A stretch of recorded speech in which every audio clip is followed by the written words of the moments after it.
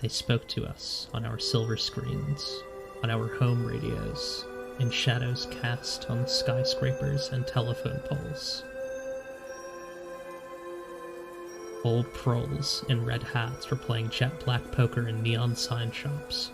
Witches were throwing tag locks atop runes of salt and onyx, and the staff was contemplating the increment in their endless hallways. The alien police said that a disaster, larger than any before, had come for the Bureau. In their grace, they united all the myriad dimensions into one, the Patchwork World, the only means by which all of us could survive. Crowning this world was the Icy City, the domain of the Heartless Princess. She only asked for one thing in return for the gift of continuation: obedience. The Icy City hangs as a cocoon over old temporal lag, sending out pale transports full of soulless cops, with bodies of silk, amber, and rime. Someone's lit a chemical fire in a crowded intersection, and the roads are blocked off for miles. The celestial hero Braca died in her sleep, yet a kid found her right hand buried in snow beneath the frame of a void temple. Men with black hats and wide smiles hunt the weak.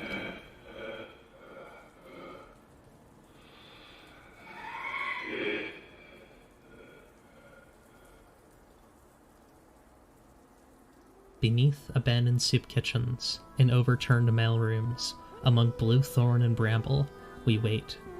We who saw this coming keep our knives in our jackets where we walk, run blood bags along dirt roads, and keep our temperament. Our ancestors fought to save the Bureau from fascists once, and if you wish, we can do it again. It's up to you, really.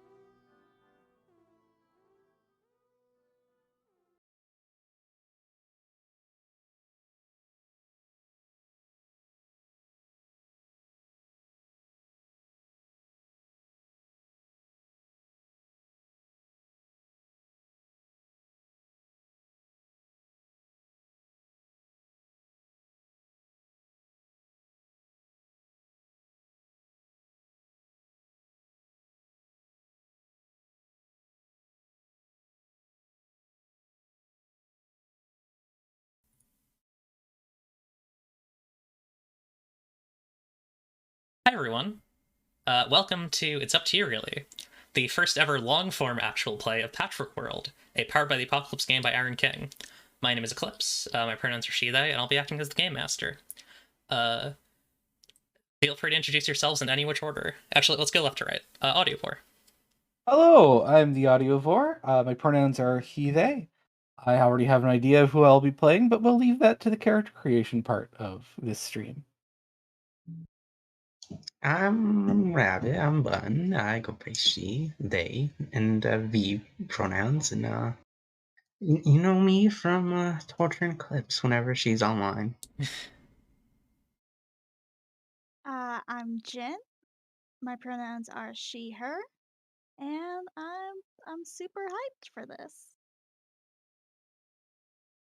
Hey, my name is Jacqueline. Pronouns she, her. You might know me from the hit Rick Riordan reread podcast on Wise Girls. And I'm also super hyped for this. Hell yeah. I've been asked to begin. I'm not this type of DM, but Marcy has insisted that I ought to be.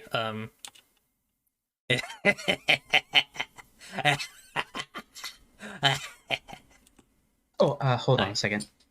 Yeah? So we, do you want to introduce the game we're playing with us? Yes. We are playing Patchwork World by Aaron King, who's also in the chat. Hi, Aaron. This is also fun. I don't think Unwise Girls has a Twitch channel, although y'all should. No, frankly. wait. That's not me. That was Marcy. Oh, good job, Marcy. Thank you, Marcy. But yeah, it's a very cool game about a. Actually, I'll just read the introduction, which is still applicable we kind of wove the story that Patchwork World tells into the world of It's Up to You, really. Although, rest assured, if you've not watched or listened to It's Up to You, really discs, there will be some relationship to that, but it won't be, everything that happens will be explained and be kind of integrated into this new thing that we're doing. I feel like it's important for us to make this accessible. Like any new viewers will still have probably an idea of what's going on. Yeah, I mean, Jin and Jacqueline, I'm pretty sure neither of you have watched or listened to It's Up to You Early Discs, right? Not the entirety, no. I've listened to a good episode. Cool. That's perfect. So yeah, don't worry too much. Don't worry about where you are in terms of It's Up to You really consumption or listening or watching. Jacqueline, what was the only good episode that you listened to? I'm sure they're all good. So it was the first one. There was a race there was a rat race or a donkey race or something. Yes, the classic frog race episode. That was a good one. The frog race. How could I forget? We do all love frog time. It's true. I've risen Jin a little bit. Thank you for that, Julie. Say what the only good episode of It's Up to You Early Discs is now. I think my favorite episode that I GM'd was probably Amalgam. Anyways, the introduction to Patchwork World is all the worlds ended together, heavens and hells, kingdoms and wastelands, and everything in between. As they broke apart, the Heartless Princess saved the bits she could, shoving them together and crowning the resultant Patchwork World with their icy city to hold it all together. The parts she couldn't save are the parts she passed on, orbit the closed-off world in a cacophony of satellites called the Shrine Quarter. The Patchwork World asks, what do you do after everything you know is destroyed or changed? It asks you if you'll fight to make sure it never happens again, or if you'll hasten more change, learn to adapt, and help others do the same. So yeah, in our specific case, all of the worlds of the lower part of reality of the Bureau, this kind of foundation of the mushroom cap of reality, where all things from the highest point fall down as spores to be made into concrete and stone, this foundational bureaucracy, which has worlds that are afterlives and big office buildings and non-Euclidean office buildings and fantastical worlds of myth and thorn and dark woods. All of those worlds have been mashed together into one world, bound by pale flesh and overseen by a great cocoon, which hangs over a great cocoon called the Icy City, which hangs over one of the central dimensions of the Bureau, temporal lag, which is where we're mostly going to be focused in this game. And yeah, this episode will be focused on creating characters and also kind of ironing out the world, talking about what we want to see in the world. Yeah, let's get started on that. So I guess I'll ask y'all, because I'm not really gonna be making a character because I'm GMing. Oh no, I'm not allowed to have my glasses. Damn, that's fucked up. I can't see. I can't even see. So would you all want to? What was I gonna ask? Oh yeah, would y'all want to discuss character ideas first, or get right into creation? I already have a very clear concept in mind. I've shared it with all of y'all behind the scenes, but I'm very excited for it. The fun thing Yeah, about it's Patchwork World. kind of probably already. Oh, sorry. It's probably already obvious that I'm probably going to be playing as Sev again. What were we gonna say, Jackal? The fun thing about Patchwork World is that we like almost don't need to decide between those two things because one of the first things you do in character creation is like just share your concept. That is very true. So yeah, I guess anyone who has their hang on, I'm actually just gonna go back up and get to the character creation zone. Who we are. We don't have to do name first because names are hard. But let's go ahead and do concept, which is kind of your vibe. This the book kind of details that it could be, you know, a fallen knight, a guardian spirit, wizard, ranger, jungler, which is a really good one, ruffian, bartender. Thanks for here. So I hope you take care. But yeah, so I guess we'll start. Whoever wants to can talk about what they're thinking of for their character concept.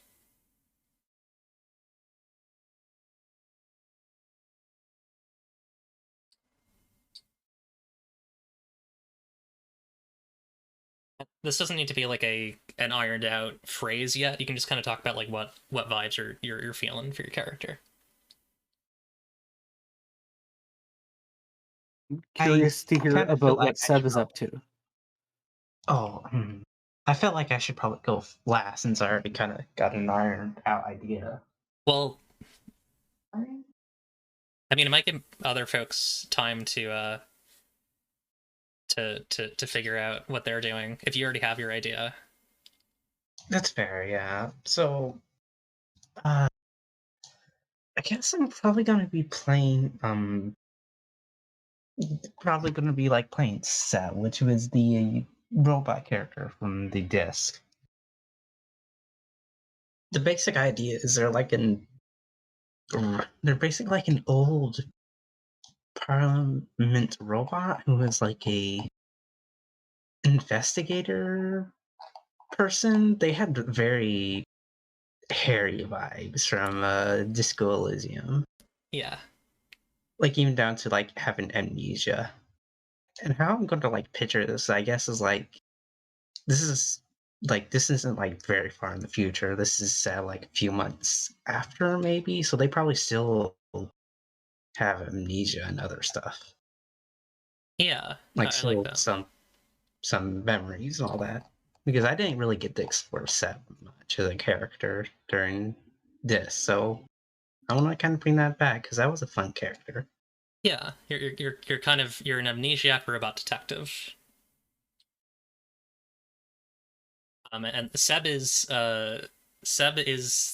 like there's in disc we were in a place called Leaving that has a government called the Parliament, or did have a government called the Parliament, and they had these like enforcers called superbs, and Seb was a superb, and Seb comes from all the letters but S, E, and B being worn out on the superb like banner on Seb's chest. So yeah, Seb's really cool. I'm excited to see Seb more. They're yeah. Speaking of talking to Revolver, who just said hi in the chat. Seb has a talkie gun, a gun that talks. Oh yeah. Well, they don't actually talk. It's more of Right. It's a bit more abstract. It's like the Disco Elysium motions, I guess. Yeah. How to describe it? Like they're not actually like talking like as people. It's more like how would you describe how the emotions like talked in Disco Elysium? Well, I think Seb's gun is a it's almost like a manifestation of guilt or like kind of a living testament to the bad things that Seb did for the Parliament. And it kind of like the version of Seb that would do those things still survives in it. Yeah, it's basically like the Disco Elysium like emotions and all that. They're not actually talking like actual people, but the best way to like frame it narrative wise is actually as a character talking. Yeah, exactly. Like that's the best way to frame it. Yeah. Does anyone have if actually, I Bun, do do you have think anything else you want to know? Sand. I do think Garble Sand had a talking gun, though. Yes, Garvel Sand's gun literally talked I and contained a personality. yeah. Yeah, I think that's it. Oh yeah. Well, said basically probably has been working for the girl for like a few months. Yeah. So there are I don't two. know what level. Oh, go ahead. Yeah. There are two kind of manifestations. I just want to explain this because it's a little bit. What's the word? Like.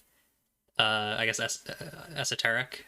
Which is that there's the bureau as the place, the part of reality, and then there's also the bureau as a government that oversees that part of reality. So Seb is working with the bureau, as in the governmental Yeah. body. Yeah, they're like, I like that. Cool. I don't know how long they. I don't know, like how far they are up, how big they are. I guess we can like develop that as character creation goes. Yeah, absolutely. Um, anyone else want to talk about their character? I also have a pretty much fully developed concept. And like Seb, they are also a detective. They are dog detective. They are a dog who solves mysteries. In their home world was a sort of a more like innocent and whimsical place. And they would be finding lost items for their friends. They would be like solving funny little mysteries. Imagine it as like a series of children's books that he'd be the star of. And ever since coming into the Patchwork World, he and everybody else from that place have had to adjust to a more like difficult set of circumstances. Uh, and so he's sort of like uh, a friendly dog who solves mysteries, but now has to deal with like actual violent crimes and stuff that he's never encountered before. Uh, so he has to worry about self-defense and all sorts of other problems that never happened in the world he came from. Neat. And he is not, to be clear, he is not a humanoid or anthropomorphic dog. He's a normal dog. He's a normal dog who carries a revolver, and he has taken up smoking as a bad habit to deal with his stress. Oh God. I love the goodest Column boy. Thank you for that whime. That's very good. Don't ask me how a normal dog can light a cigarette. He does it. Don't worry about it. Skillfully. With pride. And Jen or Jacqueline? Sure. I'm also playing somewhat of an animal. Um, I'm not A lot of yet animals. sure how he fits into the world, but his name is Beast. The front half of him is a large, shaggy beast covered in long, knotted hair, and the back half is a fish's tail. Um, he is primarily a protector. Um, I actually took him. He's like how I conceptualize in my mind protecting myself. Hmm. Um, so he's got a cool design. He's a cool character. Um, yeah, I guess I just have more vibes for him. Like he's very large and intimidating looking, um, but very gentle and soft spoken.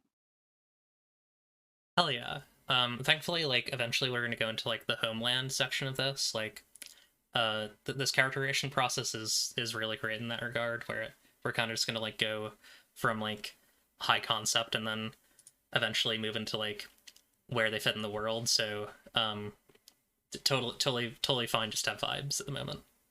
Hmm. And Jacqueline, if you have something. I do. I have so a lot of us are playing detectives. I'm not playing a detective. I'm playing a mystery enthusiast. Uh a mystery novel enthusiast who I think I've got the name for. I think who is named March September Ward. That's a hell of Uh, a name. I love that. thank you. It's a Uh, fantastic name. Thank you very much. March September Ward is a big fan of like mystery novels, escape rooms, like mystery games, just like real life detectives, anything that is mystery related. Hell yeah. God, I didn't even see Yeah. why I'm bringing up Jello cigarettes. Can dogs eat Jello? Can dog detectives eat Jello? Do we know this?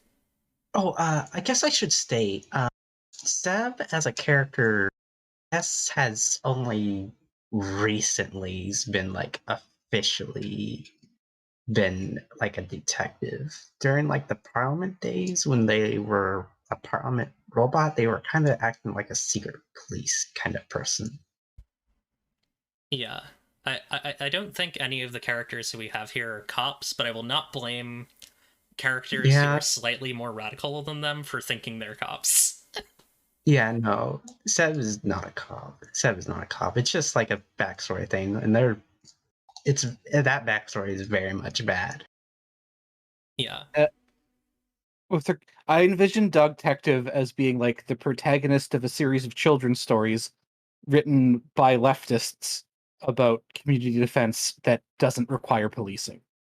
Yeah. Um yeah, like I think the important thing to note here is that like I guess our two characters in Seb and Dog Detective who are, to some extent acting out either detective work or in Seb's case like uh I guess kind of the will of the state, um are not putting people in jail, are not hopefully not killing people uh willy-nilly, um and mm, and are also like up against a much worse like actual police force. Yeah, like the basic thing is like they're a detective because they're like the skills and being secret police kind of like transfer well into that, but they're definitely not a cop. Yeah, and Seb is probably closer to an emergency worker, at least as I understand the bureau. If you're interested in that, Bun. Like, Hell yeah, this is a big reason why I like bringing back Sav is because I'm interested in the bureau. yeah, like I don't think many of the things that Seb uh does would involve them being face to face, like pointing a gun at someone in their day to day life. Like they're probably mostly putting out But they do have a fires. gun though. Yeah, just in case. I'm gonna Well, say their I'm gun really might be better. I Oh no, was go ahead. yeah I'm really excited to see uh how Seb's story evolves because like it just like he and Garvel had very similar histories in that they both used to do a lot of bad shit for a bad organization. And I'm very interested to see how Seb deals with that, like his own his own past crimes, and how that differs from how Garvel's character arc went. Yeah. I do also Yeah. think it's important to note that like when we talk about guns in this world, this is a like high fantasy, you know, kind of anime adjacent like like cartoon world. So like having a gun doesn't necessarily have the same weight as having a gun in the real world. So meaning kind of shifts in that way. You mean wait, I'm confused. So you mean you don't have like hyper specific like science on the guns? Like you don't have like priceless and case bullets? No, I don't, sadly. Um, so I think we have gone over luck. Well, actually, let me think. I feel like we went over with luck for Dog Detective. We went over luck for Seb. I feel like we went over luck for Beast. Jacqueline, you're gonna have to repeat your character's name. It's so good, but it's also like friends of the table name, and my brain doesn't work. Yeah, that's fair. My character's name is March September Ward. Okay, I'll just remember Um, March for now. yeah. And I guess for like look, I'm imagining that March, September is like sort of just like uh, not like normie, but like a little bit normie. Like, like, oh, you go to the grocery store and you see like some 20 something working at like just like working like someone you would see bagging your groceries, I guess. Um, or also just being you is the thing also. Or me. It's like not too like necessarily just like a normal and I don't know. How do like a bit chubby, dressed in like khakis, not too tall, not too short. Love that. And I guess also the only like human person on the characters. The one human. Love to see it. Very good. Um, does anyone who already talked about the characters' look I want feel to like mention other details of their characters' look? uh, I guess I should state this because it's not technically a look, but it will kind of like I guess come into play like look wise maybe also maybe mechanic wise in that their gun does have like the terraforming thing with like the cubes. Yeah. Like that Stone shoots terraforming thing we cubes. talked about in this. Yeah, it's Well, it just like doesn't shoot pixels, right? cubes. It basically can terraform terrain. Okay. It well shoots normal bullets, but basically what it shoots can like terraform into cubes. Yeah. This Minecraft gun. It's like it's like the I No Man's Sky gun, where like it can act as a weapon, but also it can just do terrain manipulation. Yeah. I should mention that Beast does float. Is that okay? It's not like full on flying where he can go like up in the sky or anything, but like a few inches, like a foot of the ground. I mean, you can make your character fly. I don't care. There's probably moves for Okay. that. Yeah. No, this is not a. We're not a. I don't care too much about balance for the most part. Um, Okay. just I, Yeah. I like to have fun. I can literally play as God and give my character a dodge tag.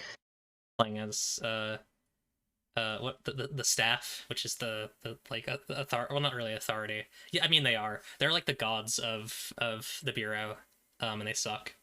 Yeah, I'm gonna play as authority, okay, Clips?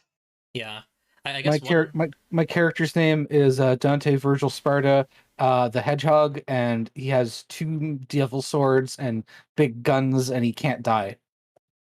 Yeah, My character's a wolf, and their fur is neon green, uh, purple, and crimson. that And they rules. have powers of lightning, earth, frost, and mind control. Okay, you have to play as that now, except maybe not the mind control part. No, I have mind Anyways, control. awesome. Personal tags. So we need to talk about that.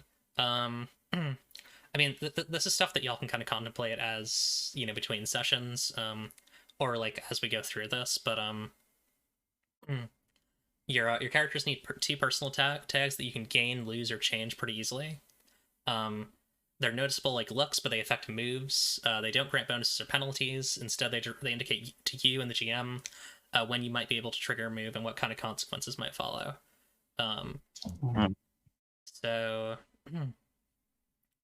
examples include like inhumanly tall.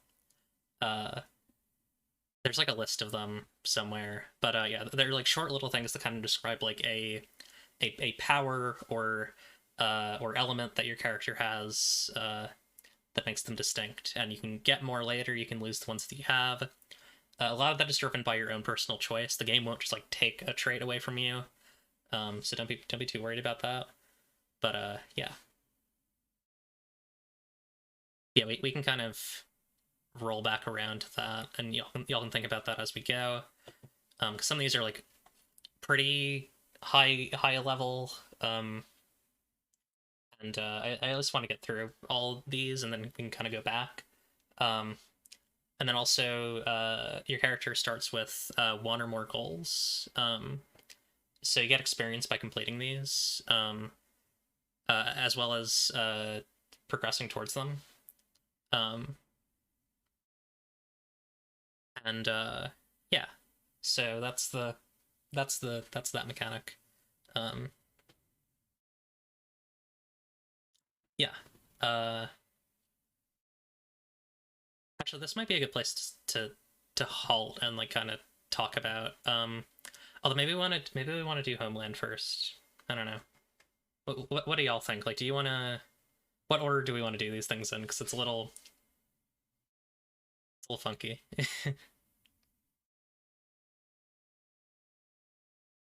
Uh, I'd be fine with just going like section by section, just like in Okay. the order they are. But yeah, I don't have. However, other people feel, I'm also okay with. Yeah, I guess. Does anyone have ideas for traits, just like off or tag personal tags, just off the bat for two personal tags for yourself? I really like the aspect of when Seb was in CS2E with the fact that they kind of had like a bit of a complicated backstory that was very heavily involved, which allowed them to be able to, do stuff like the well, actually, and all that other stuff. So I feel like one tag that'd be good for them is like complicated backstory, maybe? Yeah, I like that. That's fun. Complicated long backstory. Yeah, I like that. That'll definitely have a lot of like fictional implications, I think. One idea. Sure. I don't really know how to phrase it, so I guess if anyone has any ideas on that, I'd love to hear it. But I was like, my initial thought was like disarmingly waifish, Oh, uh, or like disarmingly schlubby, or like just like, oh, this is someone. Uh, I don't I don't want to say like, oh, personal tags, poor little meow meow, but like cherubic. cherub, yeah, like Well, the well, vibe of no. like the vibe of like, oh, well, this is a pathetic little person. That's not anything too bad. You know what does that make sense? Yeah. I mean, disarming could just be the tag. Cool. I feel like having the tag be poor little meow meow would be so funny. You could make it just be poor little meow meow. That is very funny. Okay, I guess it's poor little meow meow now. Just, Um, just like a game, and you just pull out, but I'm a poor little meow meow. You can't hurt me. What was that, Jen? I was thinking for Beast, like inadvertently intimidating, because Ugh. like his looks don't really match like his personality. Like, cause he is just like a large beast. Yeah, I like that. That's really fun. I think a good personal tag for Dog Detective would be "Good Boy, Bad World," Oh, that's a really good one. because he comes from a more innocent and whimsical place than where he is now, and it's a struggle for him to adapt. Yeah, I like that. Um, do we want to do seconds now, or do we want to like kind of brew on those? I guess if anyone has seconds immediately, we can take those now. I'm trying to think, but I'm trying to think about one. What about trying my best? I like that. That'd be good. Or trying their best. Trying their best, yeah.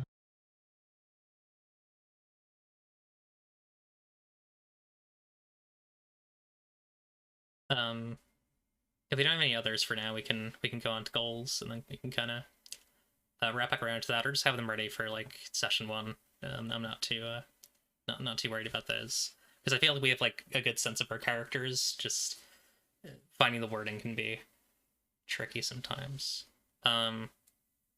Okay. So yeah, does anyone have a goal in mind for their character?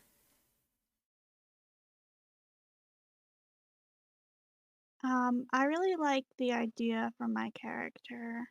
Like, my character wants to find, like, someone that they'll lay their life down for. I'm sure you're familiar with, like, the concept of, like, the red thread that connects two people. Yeah, definitely. Yeah. Um, so, like, one goal for Beast is to, like, find the person at the other end of the red thread. I like that.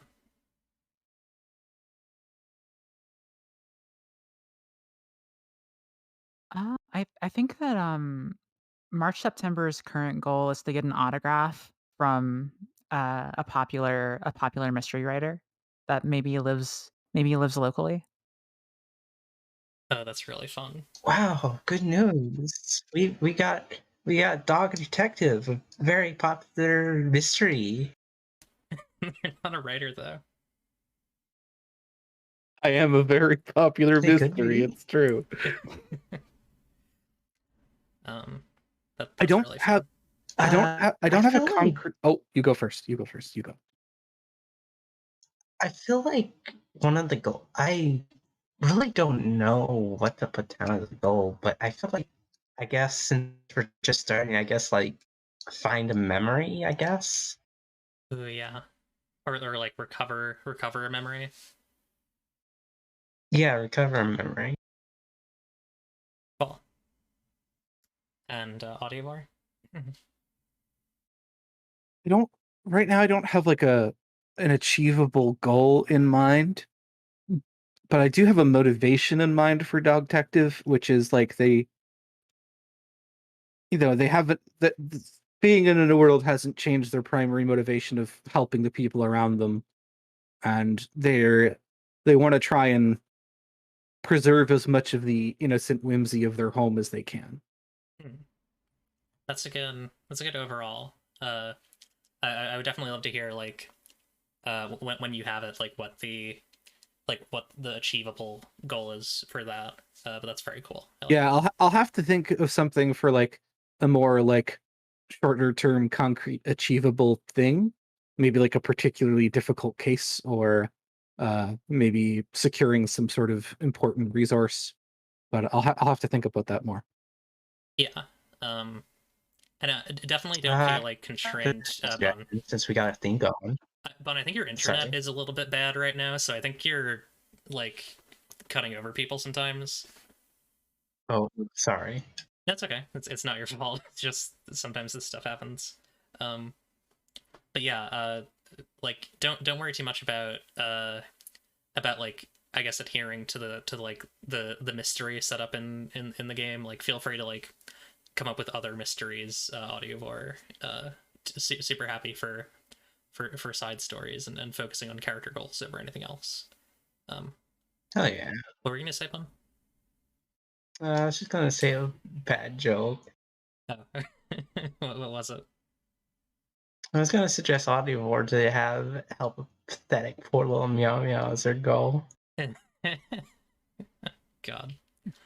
Um, Little Meow Meow is one of my best friends. I'll have you know, they're one of the main characters in the Dog Detective series.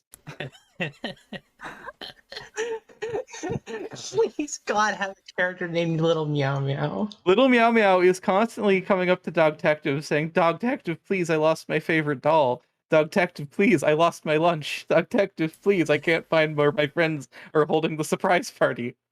Aw, Oh my goodness. adorable. Hmm. So this is probably the longest part, just moves. Hmm. I might skip that for now because that's an involved thing. Yeah, I feel like moves might be something that we'll have to do off stream. We can do it on stream. It's gonna take a bit. I mean, yeah, but we'll figure it out.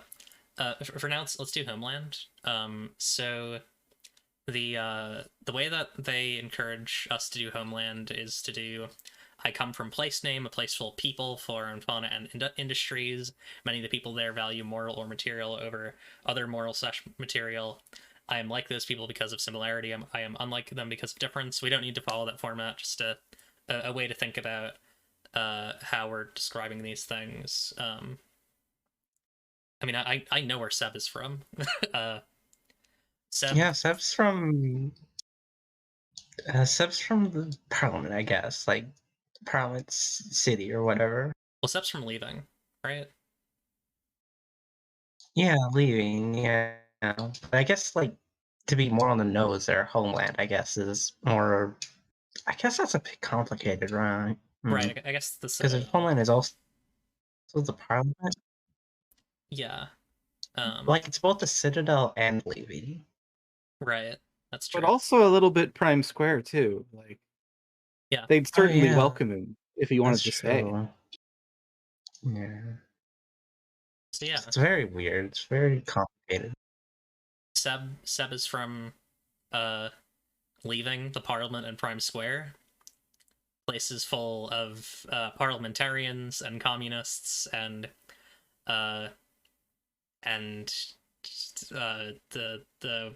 there's a guy who has a flower growing out of their head, and also a giant like ball panther chained to their arm, and yeah, what makes Seb like the people in Leaving, and what makes Seb unlike the people in Leaving?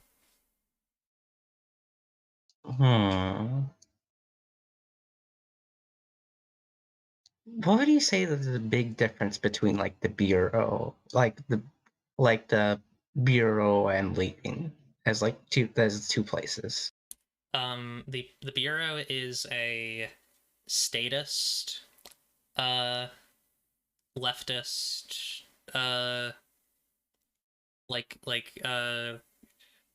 series of communes, and the and Leaving is like more of an anarchist or syndicalist one.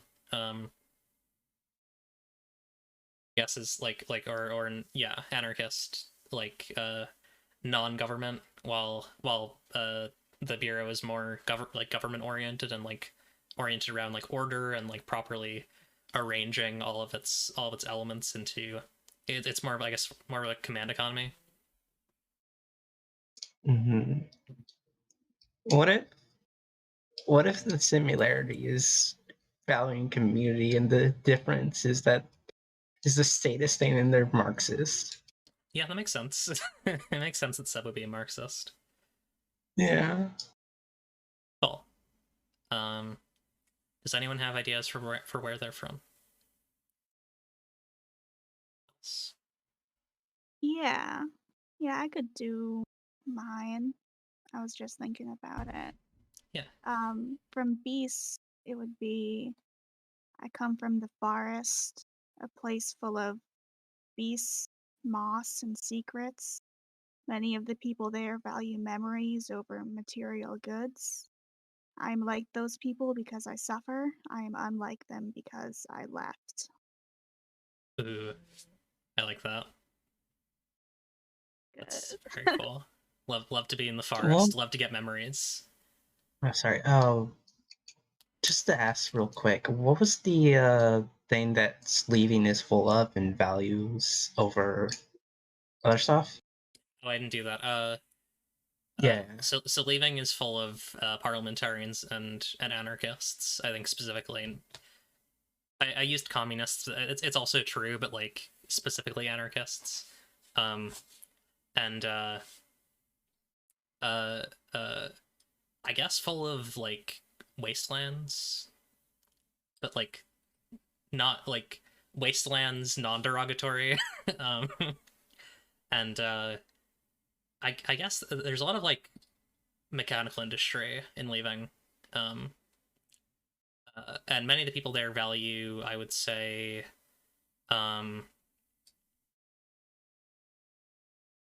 freedom over comfort. All right, thank you. Yeah, I just wanted to write this down on my character sheet, but I wanted to go it over with you. Yeah, makes sense. Yeah. Anyone else got theirs? I have a comment regarding Beast's homeland. I adore the idea of like deep, spooky woods filled with chimeric creatures hoarding memories like precious trinkets. That's exactly what it is. Yeah. Good vibe. Actually, can I ask? Did we do like character pronouns and stuff? Oh, we should. Yeah. Let's go left to right. Audio or what are Dog Detective's pronouns? Dog detective is he, him, because he is a good boy. Cool. Bun, what are Seb's pronouns? I believe I made Seb's pronouns they such them, but also I kind of want to make them V so they. Cool. Is it they, them, v, they, or is it just v, they? V, they, them, I believe. V, they, Just let's go with V, they. Cool. Yeah. And Beast. He, they. He, they. And March. Let's do she, her. Cool. Alright. Yelly. Hang on. I didn't put names on these, but they're in the chat. They're in the order that they're set up on the screen. I'm just doing that for my own thing because I wanted to get it done quick. All right, so Wait, was it V such they or was it V such ver? I think it was ver. Okay, ver. Yeah, sorry. Ver, no worries. Okay.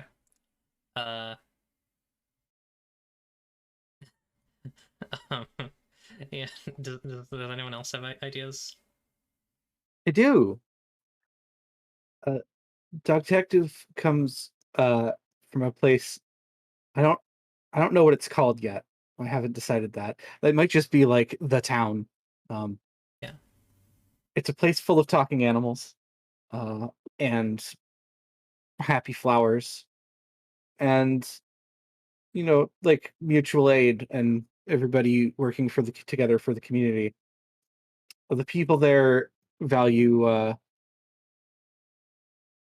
they value harmony over material gain, and I'm like them because I'm motivated by caring about my community, but I'm not like them because of reason I haven't decided yet. Huh. I like that. I'm curious to see what that is. I'm actually thinking about it now, and it is like really interesting how I like the fact that the town is a thing that was written, right? Like it works really well with the cosmology of stuff is created in the Subvern and then made real in the Bureau. Like that is a very cool. The Subvern is like the upper kind of like canopy. It's like this like big like mushroom top where there are a bunch of like really like artsy dimensions where there's like no gravity and like everyone's like just tripping out all the time. We've not been there yet. In a sub tier really, but maybe one day. I think the biggest difference between Dog Detective and the people from the town is that he finds like the differences of the different places in the Patchwork World more intriguing than scary. He's more willing to go out there and like explore these new dangerous places. Yeah, that makes sense. He can't resist a mystery, and what's a bigger mystery, right? Yeah, absolutely. Jacqueline, do you have a sense of your character? Yeah, I think so. I think I come from Terra Luna, a place full of snide fops, thorny roses, and competitive business. Ooh. Many of the people there value dynamic and lurid passion over stability. I'm like those people because of my wandering heart, but unlike them because of my awkwardness. I like that a lot. Sorry, go ahead. I'm imagining this as like soap opera world. Yeah. The implication that some of the Bureau is still touched by like capital is very interesting to me and makes a lot of sense. I love capital. I'll get into like my thoughts on the Bureau once we're done making characters. But I have thoughts. Okay. So that's that. Do you want to do moves now? Or we'll probably start moves and then take a break because it's getting close to the hour mark. Sounds good. So this game has a lot of really great moves, but there are a lot of them. So I'm curious, I guess. So you start with 2 chosen moves. You start with 2 moves that are not the default ones. So anything after page 5 in the play materials. And they're all of these, which I'm now scrolling through, which are all wonderful.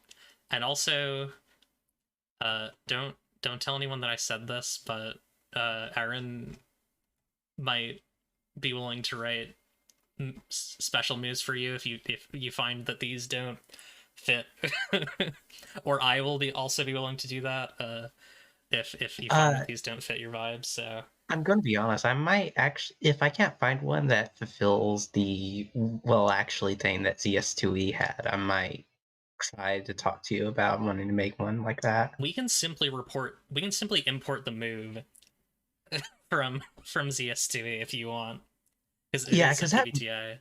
Because that move, I don't know why I really like that move. Just the idea of being able to go well actually, and just I don't know, just like being able to influence the game like that was it's just a very fun idea. I mean, do you literally? I need to look at that move. Let's open Zombie Survivalist Second Edition and see. I forget which move it was, but there was a move that I had that was that. Yeah, no, I think it is well actually. I don't know why that move just fits very well with Seb. And I feel like playing Seb without it would be a bit weird.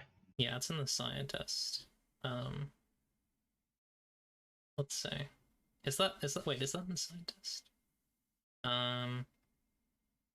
Let me check out. Where's my... Yeah, I'm looking through I have ZS2E on... Oh, here we go. Well, actually. When the GM would answer a question, you can regain 2d6 stress, so that would be maybe... What? I guess we might have to work on this a little bit, but yeah, we can give you something similar to that. I'll work on that. Yeah, because I feel like that general move, I didn't get to use it a lot, but I feel like moves like that tonally fit Seb really well. Hell yeah. Yeah, I'm very into the idea of having a well actually move for Seb. Does anyone have anything that calls out to them from this big ass list? I had a question about one. Sure. For Demon Tongue, when it says you choose one, you get to use that multiple times, right? You have the ability, or is it like a one-time thing? It is you can use it as many times as you want. So once you pick it, you can only use that one, but you can use that as many times as you want. Okay. And then I definitely want Demon Tongue. Because I like the third one.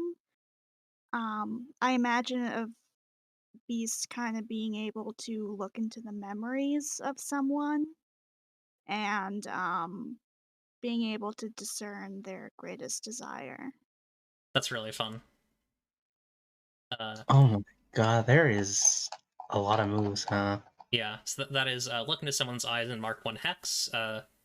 For those who hex is kind of like your arcane stress. For those who have played a lot of like Powered by the Apocalypse games, weird things happen when your stress gets, or when your hex gets too high. You'll speak a single word that describes the person's greatest desire. You don't have to apologize for the moves, Aaron. That's why I picked this game, because it's so cool.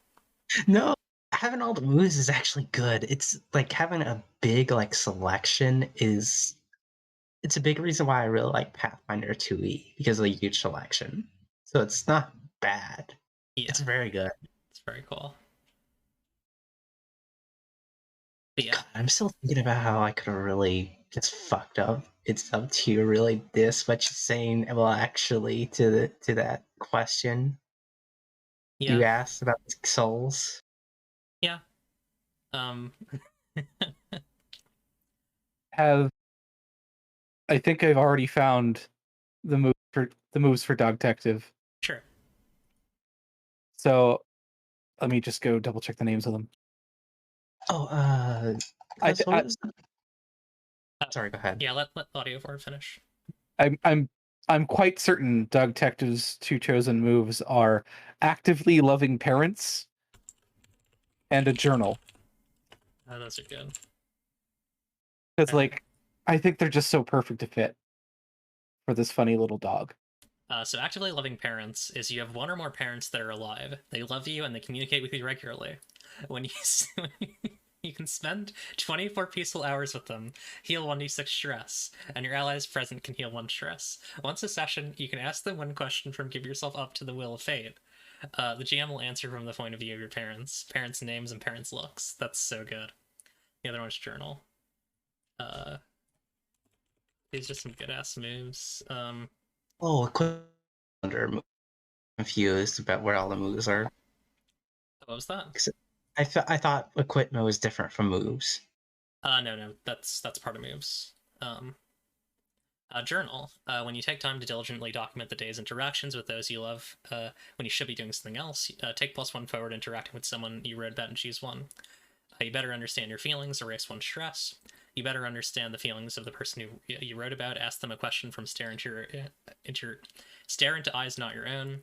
You have the beginnings of a brilliant plan to bring people closer. Describe who's involved and fill in a segment of the clock.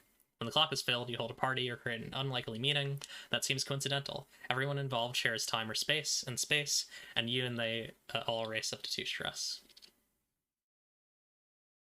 Like, those so perfectly fit the tone of the sorts of stories the Dog Detective books would be about. 100%. I think I have to, you know? Some really good ones here. Just looking at the eye helmet. You can become a person of cats. Yeah. There's B Affinity 1, 2, and 3.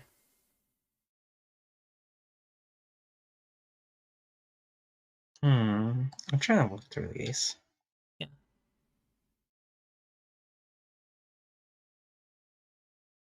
Oh God, inside. That's very good. Jin. My next one would be Enhanced Limb.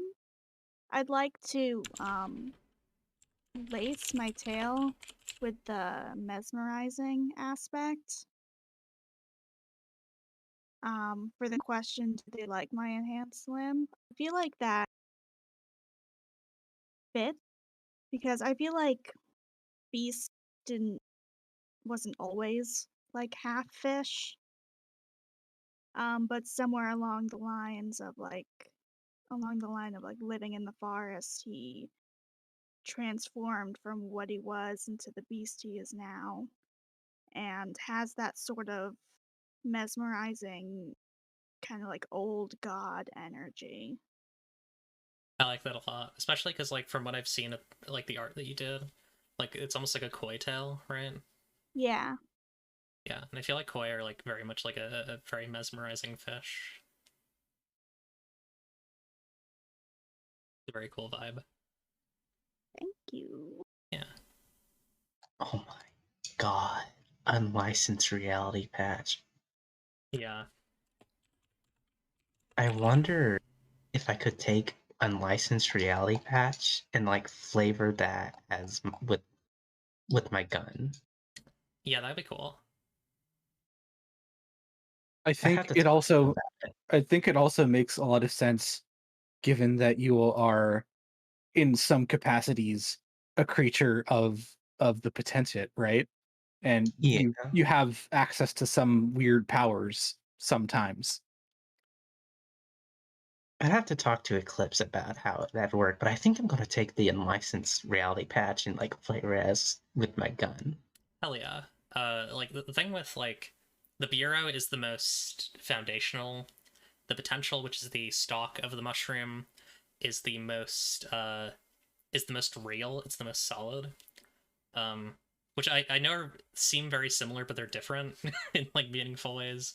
Or actually, specifically, the potential is the most vast. It's the most, like, it's the most is, I guess. And then the subvert is the most ornate. So that does fit that like a gun from the potential would have powers over like what is, you know. I kind of have a bit of a better idea, maybe, if I can pitch it. Sure. What if the gun was a bit like Seb, where like it was a bit held back purposefully by the Parliament, basically, and so the Bureau basically helped unlock that potential, and all this stuff that the gun can do is basically stuff the gun could always do. It just was locked. That's very control. I like that a lot. That's very Jesse Faden. I'm very into that. What if we could combine both of the ideas? Like, the reason it works so well is because of it being from the potential, but also because of, I guess, just being the Bureau helping unlock it. Yeah, and also like the fact that it's the unlicensed reality patch as opposed to the Heartless Princesses licensed reality patch is very interesting, considering who the Heartless Princess is, which I don't think I'm going to reveal yet. I'm going to keep quiet about that. But they are from Leaving as well. Yeah, I think I'm gonna take unlicensed reality patch for now, and then I guess we can like talk about the second move, the full actually thing, when we transfer it to this game. Yeah. I think the other move, like basically when I first looked at this game, there were like a couple moves that I saw where it was like, this is very the vibe I want for Files, and the other one was Parallel Universe Architecture, which is about like moving buildings and like altering buildings using parallel universe powers, which is very fun. Does anyone have other moves that they're looking at? Want one of my moves to be representative of like March September's I guess past as like having lived in a soap opera for a while.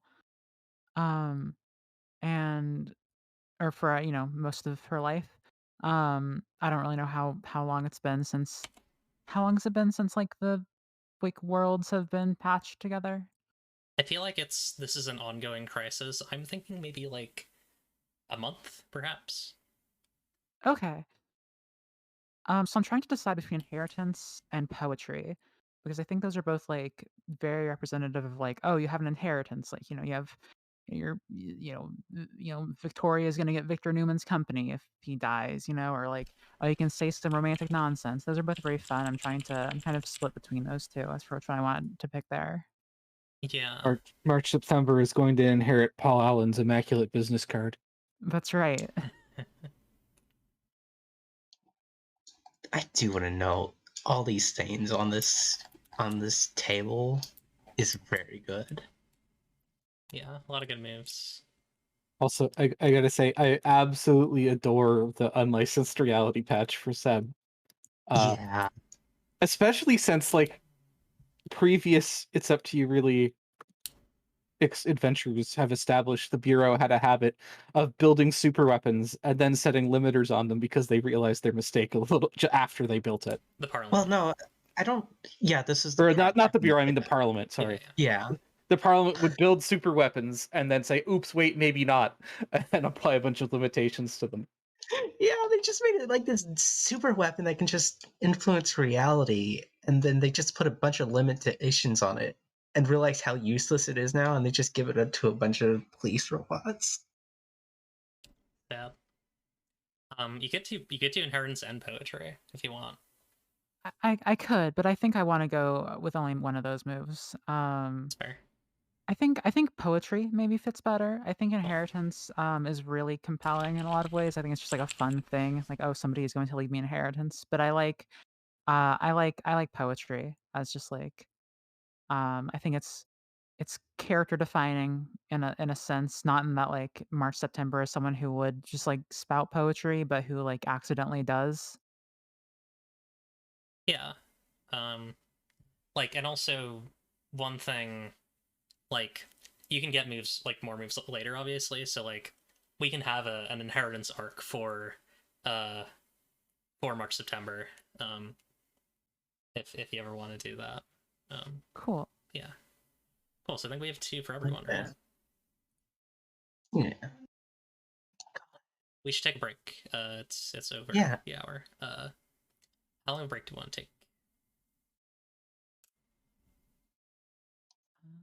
A few minutes can work. I'm good with 5. Okay. Yeah. Cool. Let's take 5, and we'll be back in 5 minutes. See you in a bit.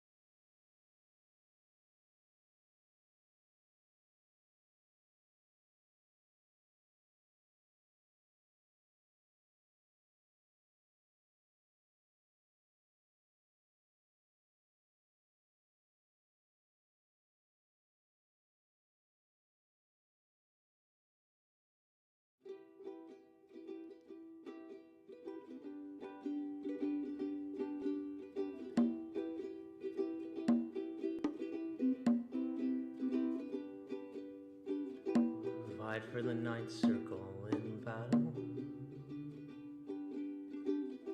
Held duels before the advent of history. Cannot shake your death rattle. Lost forever in your mystery. You ate up the world when I was close to you. Stole it in your eyes and harnessed all. Winding vines, gleaming nebula, abyss blue. Then I just let myself fall. Saw you at the mill when the sky was gray. We knew the world was surely ended. Help me, I asked you, and we lost our way. You whispered, now all will be mended. You whispered, now all will be mended.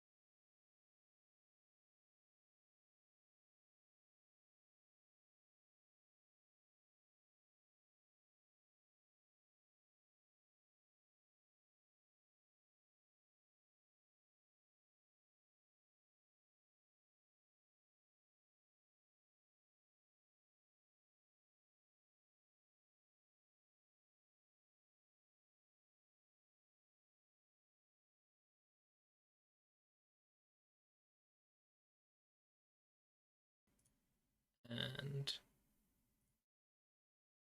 hi everyone, we're back. Welcome back to It's Up to You, Really. We just did our moves. Yeah. I I'm think gonna say, Aaron, if you're still here, these tables you did for Unlicensed Reality Patch is really good. Just extremely good.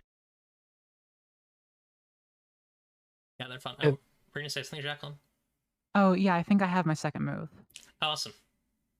I think on the last arc of the soap opera that used to be March September's life, um, her grandmother passed away. But I think now that everything is all patched together, she's now possessed by her grandmother's spirit. So I'm gonna take Grandma's ghost. I love Uh, that move so Hell much. yes. Hell yes. Hell yeah. Yeah, I'm not entirely sure yet about like who her grandma was or like what move it'll be. Um, but I very much I think this is the right move. There's some synergy here. Yeah. Yeah. This specific move is you are a vessel for your grandmother's spirit. Your grandma was a troll, witch, pirate, pugilist, or something else. When you take this move, choose an additional move that your grandma has. She's a separate goal.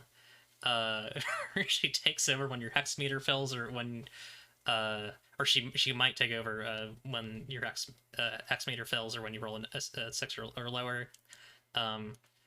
She can just do things. that's fucked. I love that. Yeah. God, these moves are just extremely wild. Literally way like my parents. Yeah, Whale and My Parents is really good. Roll plus whales killed. Yeah. I have decided on Dog Detective's second personal tag, and Oh, hell yeah. it's Can't Resist a Mystery. Oh, that's good. Love that. So before we go into the community section, does anyone have any like things they didn't mention about their character, or that they didn't finish for their character that they'd like to discuss? I'd just like to quickly respond to Authentic Wine Pueva in chat. There are no pure breed dogs in the town because dog breeding is a horrible practice, and so it's just dogs. Love that. They're simply beautiful mutts, and we love that. We love to see that. Cool. So I guess we should discuss. So all of our characters here are going to be part of a community, much like It's Up to You, Really discs. But this time, it's going to be a different one in the bureau, in the Patchwork World. The options for type are village, crew, moral order, and wild folk. We discussed this a bit off stream. Do we have any, well, off stream in our like previous meeting where we talked about this game? Now that we have all our characters together, do we have thoughts for what moral or what community we want to be part of? Before we decide, is it okay if I read out the intros for each community? Yes, go ahead. So a crew is a devoted cadre of employees, colleagues, or servants, a mix of dependables and sturdy folk who might also be specialists. They might travel with you, or they might live out of a home base that bolsters their skills. A moral order is a formalized group of people with a specific goal and often with a powerful leader. They might be similar to knights, monks, and a guild, or a secret society. It's up to you how big they are. Maybe you're the only member other than a mysterious commander, or maybe you have cells, valleys scattered across the world. And a village is a group of people joined together by family ties, political concerns, shared resources, or some other connection. They can be sedentary, settled in groups of buildings, mobile, perhaps traveling wagons of some other conveyance, or a mix. And wild folk are a loose coalition who mostly meet and act outside the places normally considered habitable. Members might include people, animals, and or spirits. They might be outcasts, religious adherents, or wilderness protectors. Neat. Yeah, and also note that we can like alter the community, switch community type, create a new community, and go it alone. So if we don't want to, we can not do a community, but I would personally like to do one. I think it would be cool. I also want to note that the moral order says it's up to you, which is very funny to me. It's up to you, really. It's up to you. The name. It's the name. That's the name of the video That's the name game. of the show. It's the name of our video game that we're playing tomorrow on Sunday at 5 a.m. Oh, I get it. It's Yeah. the name of the thing that we do. Yeah. Yeah. Does anyone have preferences for any of these? I know, like, off stream we discussed that when I was first conceptualizing this, I was conceptualizing it as a moral order, namely part of the Bureau, but we don't have to do that. I'm feeling moral order, honestly. If no one has any objections. So the idea is that we're all part of the same community, correct? Yes, that would be the plan. And there will be other communities that you can also be a part of, but you're all part of one community. Yeah, because like we're still parts of the communities of our homeland, but we together are all part of this community we're deciding right now. Yeah. Gotcha. I'm okay with moral order.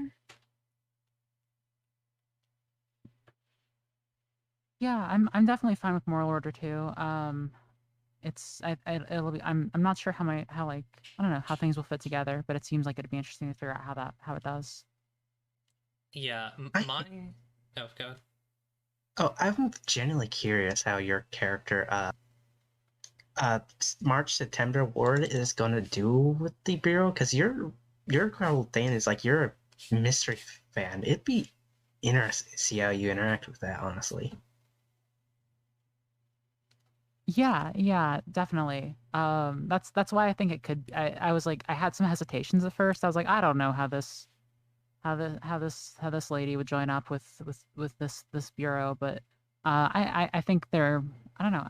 I could see it making sense and being compelling from that perspective.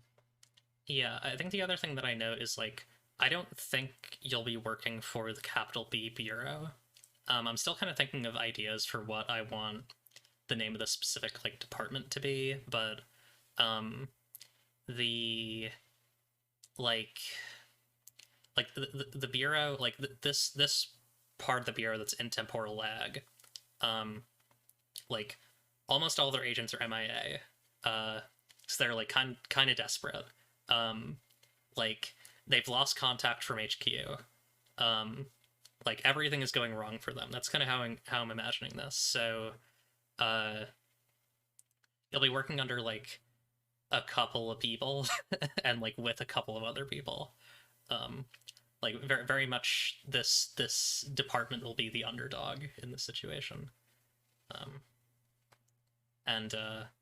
Yeah, I have ideas for, like, who you might be working with. There's a character who was introduced in Discs who didn't really have much time because they were, like, kind of a teaser for this, but the Minis Divi, who is a blonde-haired elven-looking guy with an eye patch whose own reflection is trying to kill him. And then I have some other vague ideas for characters. We can also, like, come up with stuff on our own, because that's the point of this bit. One idea that I was thinking of was, like, the Department of Doom or something like that, like a very, like, silly name oriented around, like, crisis or catastrophe. Department of Doom sounds fun. I like. What are some good synonyms of doomed? The Department of Impending Peril, I think, is a powerful name. TI Dip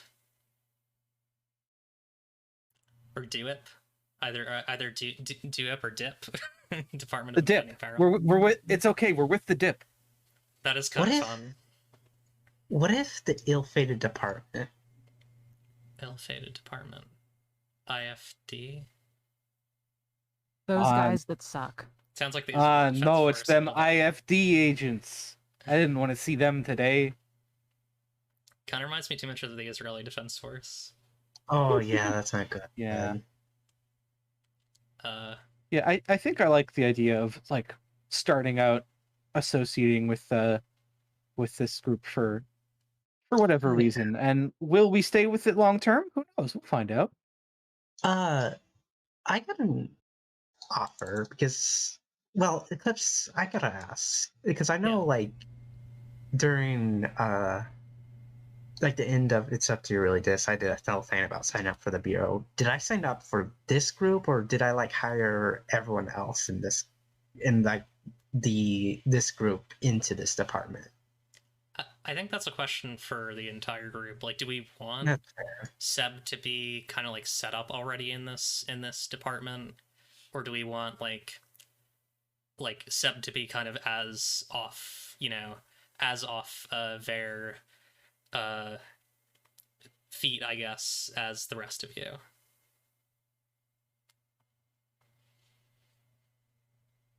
I like the idea of Seb being like barely the veteran agent, like he's like a 2 weeks on us or something. And I also think of Dog Detective as more like he's not a formal member. He just kind of like contracts his services to them. It would be funny if Seb was like demoted into the position. I like that. That's a great idea. Yeah. I'm sort of imagining that September just sort of like was scrolling through Craigslist, if such a thing exists, and saw like was like, hey, this is kind of I guess this is a very vague job offer, but I maybe I can do something like this. I do feel like that's something Seth would probably do is like they get put on the spot to like hire some people for a department and they just put it like Craigslist. I am quite fond of Department of Media Apparel. Yeah. Same. Yeah. E-I-E. Okay.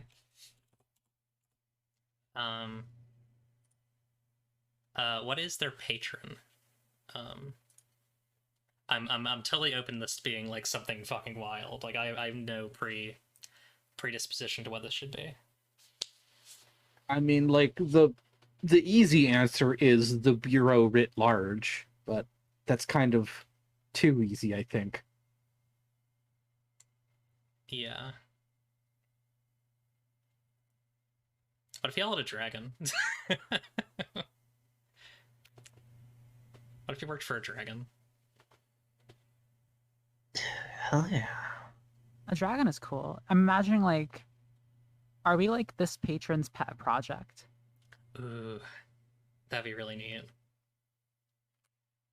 Like, is there like a wizened old dragon who has like, I don't know, bureau tenure, who's like, I've got an idea for a department. And everyone's like, okay, John, or whatever the dragon's name is. That also like that works really well with like because part of the intro was like we who saw this coming, which I think fits that really well. That vibe of like this dragon was like, you listen to me, like like shit is gonna get bad eventually, and like we're all gonna have to like, we're not gonna want to be the ones hiding under the floors, and like they were right. Maybe they have like some sort of limited foresight, like Cassandra style, and most people don't believe them when they give their dire prognostications. Yeah. Oh, I think the other dragons that we've had were Billy and military temples, so I feel like we don't really have like a dragon naming convention except here really. Oh, we also have the Silicate Monarch who's vaguely mentioned in discs.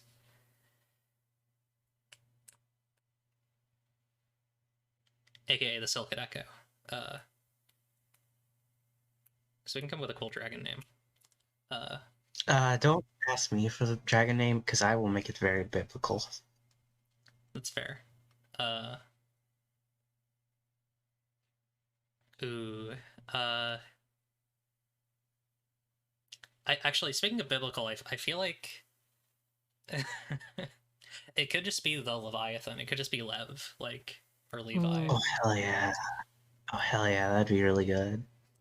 Okay, so your patron is. I'm gonna write these down on an actual sheet eventually, but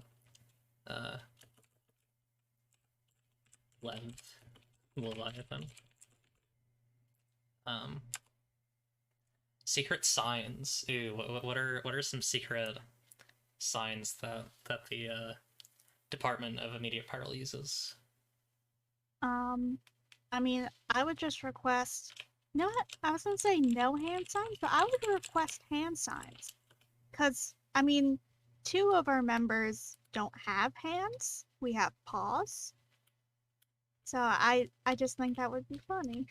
That would be very funny. Hand signs. I feel like it's also very typical of these organizations to have like, oh, when I say, what does the moon raise? You say the ocean's tide, or that kind of like spoken password too. Yeah. What? I'm trying to think of why they would know your heart is a bullet you use with your body, which was the phrase that I used at the end of every session, in discs, and I'm not sure why they would, but it is very funny. Maybe it was part of Lev's prophecy when they were laying plans for this eventuality. They knew, because that was like sort of an important phrase metaphysically to the events preceding this, right? Yeah. So it's like, it's a heart as a bullet you use with your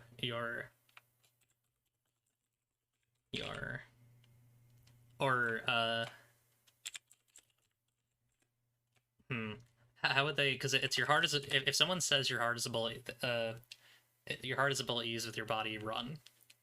So it needs to be a question answer, right? Or it needs to be like a 2F phrase. I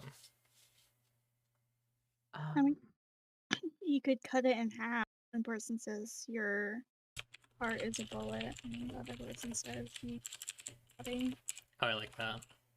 The answer to the code phrase is running away at full speed from whoever said it to you. I don't know how effective that would be. Yeah, I like that. Your heart is a bullet you use with your body. Use it with your body and you shoot with it. Yeah, because I also think that like that fits the theme of the phrase itself, which is that you can't really run from it. It's just there, right? Like there will be hearts that are bullets, and that's just kind of how it is. Sometimes really fucking wild shit happens in this grand cosmology. In the It's Up to You Really setting, which still needs a name. So I mean, you could just call it leaving as a whole. I could, but that would be really confusing. That would be incredibly confusing. I mean, what have you ever seen like cosmology in general? I feel like in general cosmology is confusing. Yeah, but who would call it leaving? It's like, or I guess the question isn't who would call it leaving. Who wouldn't call it leaving? Right? Which is most people. Anyways, Audiovore is BRB, but we can. I feel like there was. So yeah, I like this. I like those secret signs. Like, I want to wait to go through more. Actually, I mean, we can kind of just like. Maybe we should wait. Oh, Audioverse back. Okay. Next is morals. So we're gonna work as a team, as a group, to write 1 or 2. Does anyone have any ideas for morals?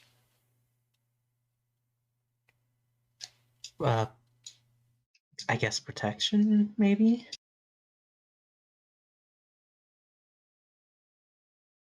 Like just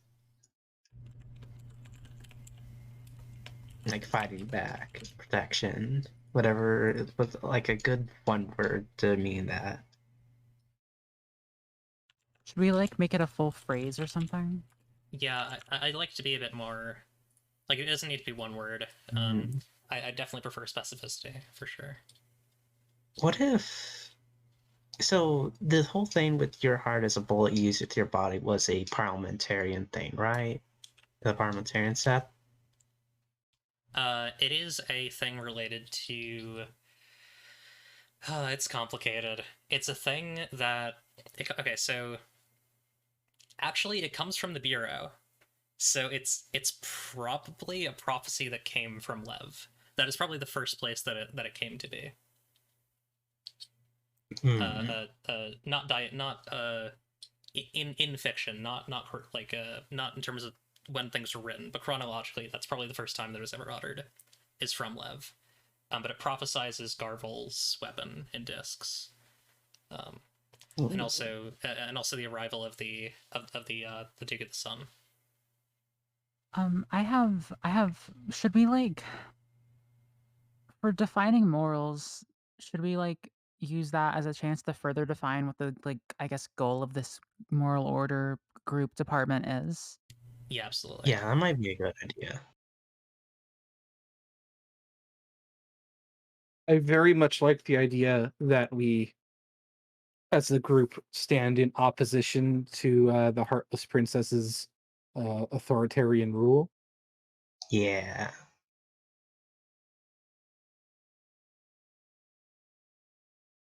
Yeah, I really like the idea of just this like the whole thing about this was that it was very much from what I with my limited experience when I was on it, it was very much hands off with like actually taking on the community itself, like taking care of communities itself and not actually going out to fight the big bad guy. So I like the idea of this being the juxtaposition of like this whole group's idea is taking the fight to the Heartless Princess because like someone has to fight back. Yeah. So, I guess anti-fascism could be one. Yeah, Or sure. like direct Yeah. anti-fascism.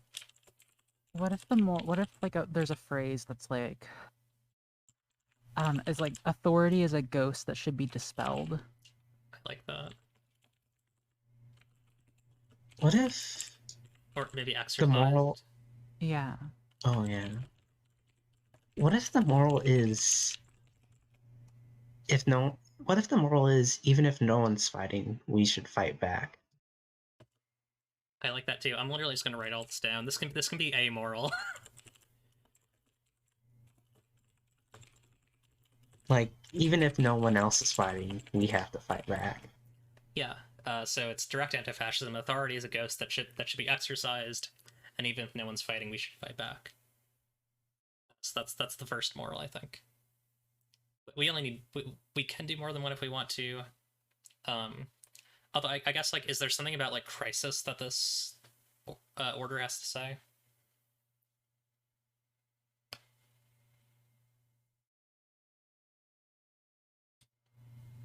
Like I'm trying to think of like go.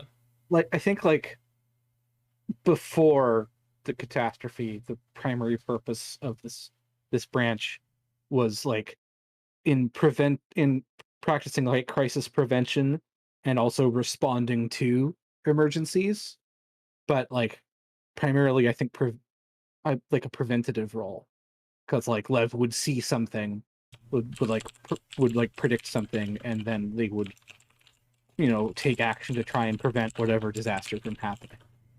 Yeah, like And yeah, go I think I like the idea of us like being a very proactive department in trying to materially improve conditions to prevent the sorts of those kinds of harm. Yeah.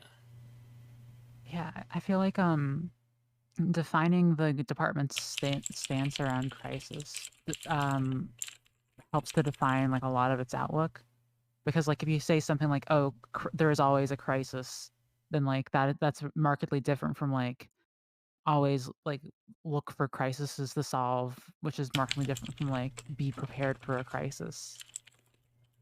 Yeah. Yeah. Like it's very much about like it's not a prepper mentality. It's a what's the word, like collective action mentality, like or also like critical support mentality. I think that's fun. Actually, I'm gonna put that action / critical support. These are the I'm gonna try and condense these at some point, but this is kind of the vibes. Just put this in our chat. Goal. Oh yeah, okay, so the goal is just set. It's when you hold your morals despite it making things harder or more dangerous, mark experience. And then, ooh, that's cool. Okay, so, yeah, the benefit is each player chooses a move, including a basic move, and adds the question, does my membership in the order help me? So you pick a move and I guess permanently add that question to that move. Is this for all of us or for individually? I think it's for each of you pick a move. Yeah, each player chooses a move. And then that move has that as an option for that move. Or sorry, as a question. So that the way that roles work in this game is that you ask questions and then like the amount of like affirmatives determine your what you add to your role instead of like stats in a traditional PBTI, which is very neat. Interesting. Yeah. I kind of already have an idea of what I could add it to, but I am a bit worried. Tell. Because I feel like adding it to unlicensed reality patch would work because it's going to be flavored with the gun theme, but also I'm worried that might make it too good and I'd never roll a glitch. It's only a +1. That's fair. Yeah, I'll take oh, go ahead. It might not always apply. That's fair. Yeah, I think I'll take. Yeah, I think I'm going to take it onto an unlicensed reality patch. Cool. Just to do the whole thing with like, since the gun what the gun's supposed to represent, it's more like a make an actively question the current life. Apparently, the roll questions rule comes from Pasión de las Pasiones by Brandon Leon Gambetta, according to Aaron. Very cool. The game rules. That's the game. That's the game that March September used to be a part of.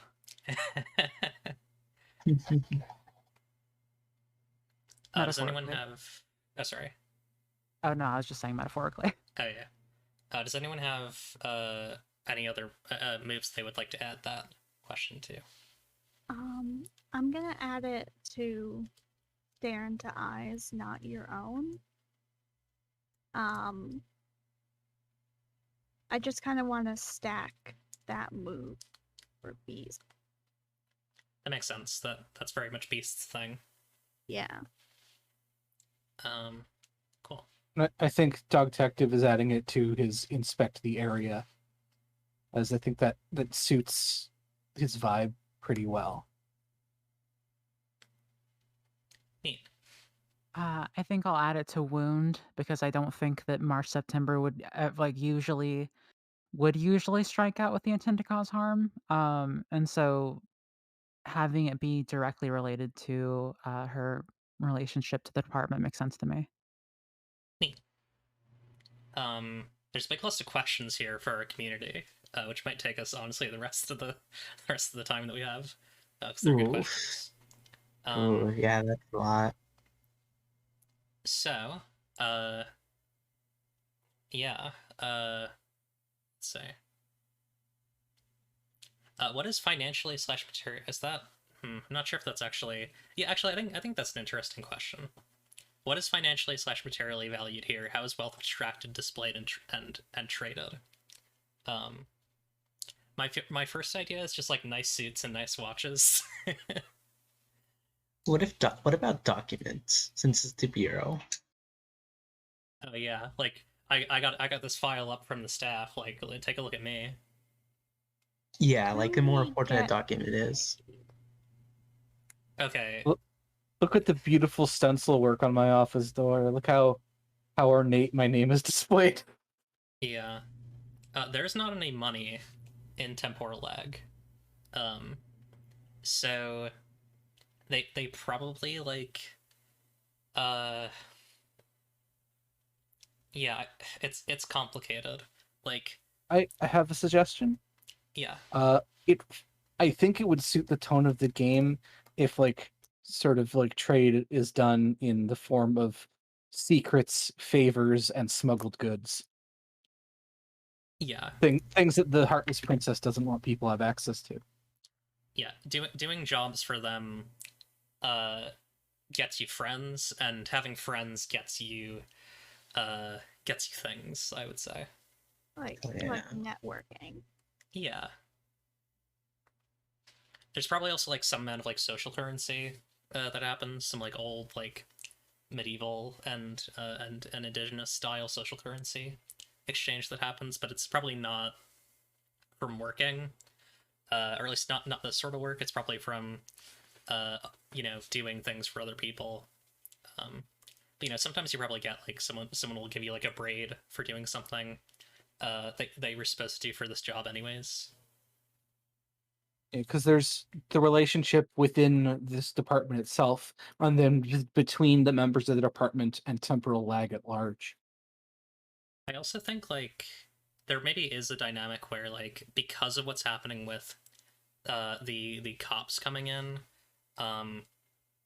like having a job does ensure that like there are people making sure that you're getting fed. Like there are people keeping an eye out for you, which is like not ideal, but it's just like the way that things work right now. And like part of your responsibility in this department is looking out for the people who slip through those cracks.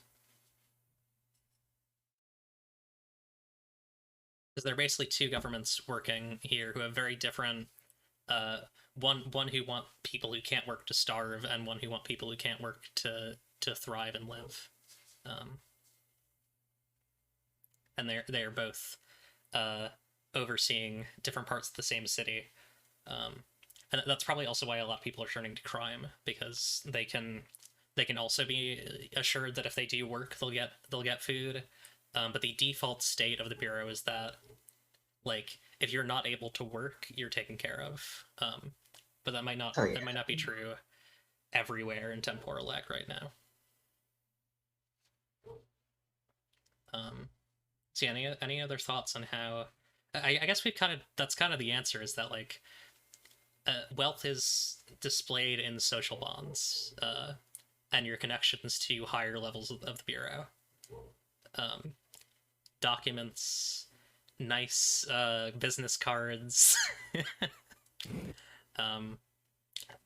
badges, stuff like that. What's the landscape like?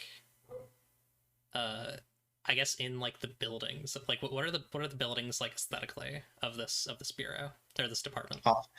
Offices. It has to be offices, like printers, water fountains. I'm imagining like the sort of maze-like shifting quality of the office building in the Stanley Parable. Yeah, like that. The mundane made mysterious. Yeah, some like control the oldest house vibes as well.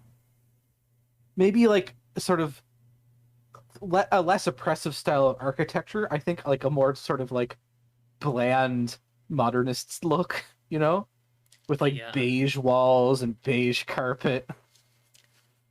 I have a slight alternative that I want to offer, which is like that, but also it has that like thin veneer of like 1960s American offices where they were like, oh yeah, like the Pacific Ocean exists, and so it was like it was very like marine and like like almost like there was like a slight edge of like tropicality to offices.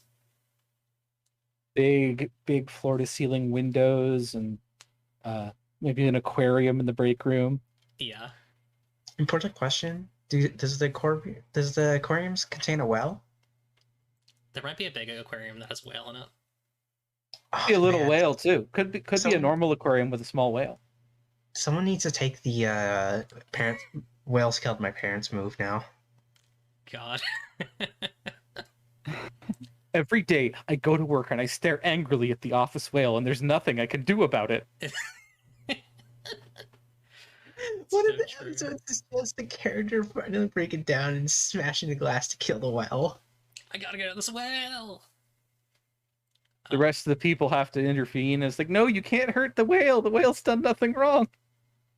Yeah. So if this is sort of like a noir game we're playing, are we imagining that the world at large is kind of filmed in that black and white style? Yeah. I think it's blue. The world is blue, mostly. It's day for night everywhere here. Yeah. Exactly. My question then would be like, is it any different when you go into the bureau? Or, like when you go into the department? Like is it like, I don't know. Like are we seeing like, is this the shift to like certain color? This is I guess a silly question. I'm just imagining like sometimes you see a thing and you go into it and the color is different and how everything is like lit is different. Yeah, I do imagine it as having like this it's warm but enclosed. That's kind of what I'm imagining is like it does have more of like oranges and reds and yellows and pinks, but it's like all within, like there are no windows, right? It's like it's very internal. Makes sense. Gotta get that mustard yellow carpeting for the office. The break room has a stain of ketchup on it on the rug. Yeah, I don't want to say like the world is like hard monochrome because like I like to describe with color, but it is definitely like there is a color bias towards like cool grays, or cool grays, blues, and purples. It's like, oh sorry. Kind of like No, in go ahead. Fallout 3 when they put that green filter over everything. Yeah. Yeah, I was gonna say it's like the Matrix where like everything isn't green, but like it's all tinted by green. Yeah. I mean, I do have a thing I can roll and unpatch to make the world updated higher resolution. So I could just add a new color. God. I could just slowly add new colors to this world. It is definitely a world recorded in film grain, and also where light strikes things very strongly, where shadows are very dark and brights are very bright. Hell yeah. How are decisions made here? Okay, I feel like this one has to be like rubber stamps and check boxes, like bureaucracy, right? Because it's the bureau. Yeah, makes sense. I guess like how interpersonally are decisions made? Like that's aesthetically, right? But like how are they? Is it like Seb makes a radio call to Levi and is like, well, yeah, that makes sense. Like it's very like direct contact. Like despite all of these like approval processes, like this is maybe a more efficient department than other bits of the bureau, where like by being like a crisis response team, I think they have methods in place for making these kinds of decisions a lot more quickly than other bureau departments may. Yeah, this is more of a fire department than a DMV. Like normal operations, like the day-to-day, just like being prepared for stuff, is a lot of like fill out your forms in triplicate, make sure the right people put their stamps on it, make sure you sign everything, put your initial here and here. But when stuff is going down, there's sort of like it shifts to sort of a different structure. Yeah, I'm into that. Like, What happens when someone breaks the law or commits a taboo action?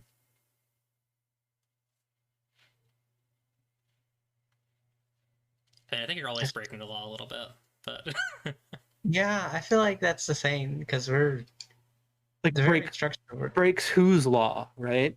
Yeah. Yeah, I like think it leans more towards like you could say like breaking like morals of our department, something that like would be taboo. And I like the idea of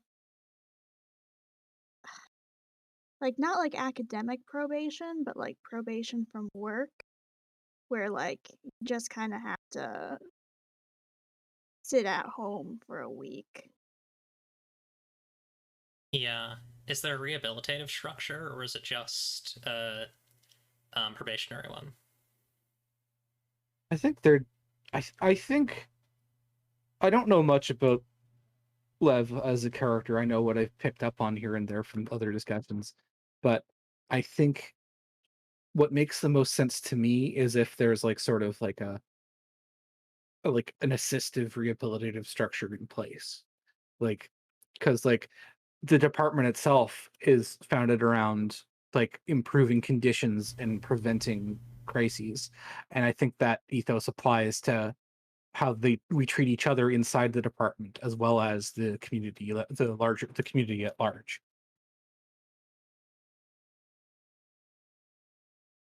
Yeah, I think that's interesting because, like, as a peril prevention posse, like we are, um, like, and as like a relatively limited one as well, it kind of is like, well, how much leeway do you give to these people? Because like you kind of need all the hands you can get, but also, so I imagine like I imagine things tend to be like I'm not sure if that would mean that things are a little bit looser on the rules, or if like things are even stricter.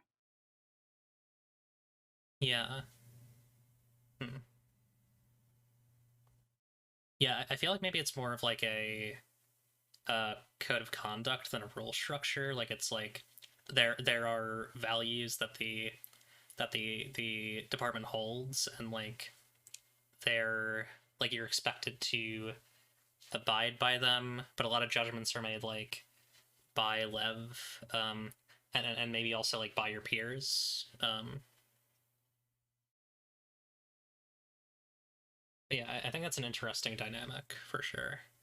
hell yeah. Yeah, I like the idea that like everyone in the group in the department hold each other to a high standard, but are also very open and forward with offering support for people who are struggling to meet that. Yeah, I think it Yeah. also creates an interesting possibility for like an NPC who's like the one we lost, like the like person who went too far, and like we couldn't like Lev couldn't help them. I feel like that's a really fun, like a very fun character to play around with.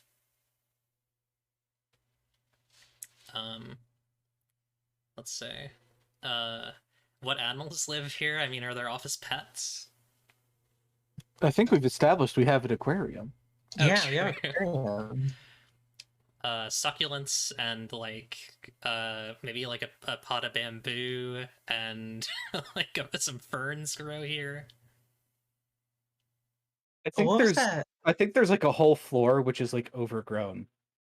Like no, there's like a floor of the office which it's where it is in the building changes from day to day, but it's just like it's overgrown. It's like a little woodland floor. I like Yeah. that. What is that one? What was that elf guy who was like afraid of who has like an evil reflection that I talked to during the end of this? Minas Divi.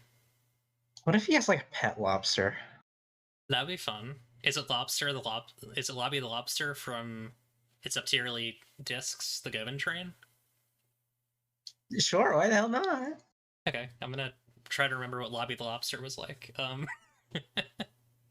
I think it was something around like, "Hey, I'm a lobster Hey, here." I'm a lobster over here.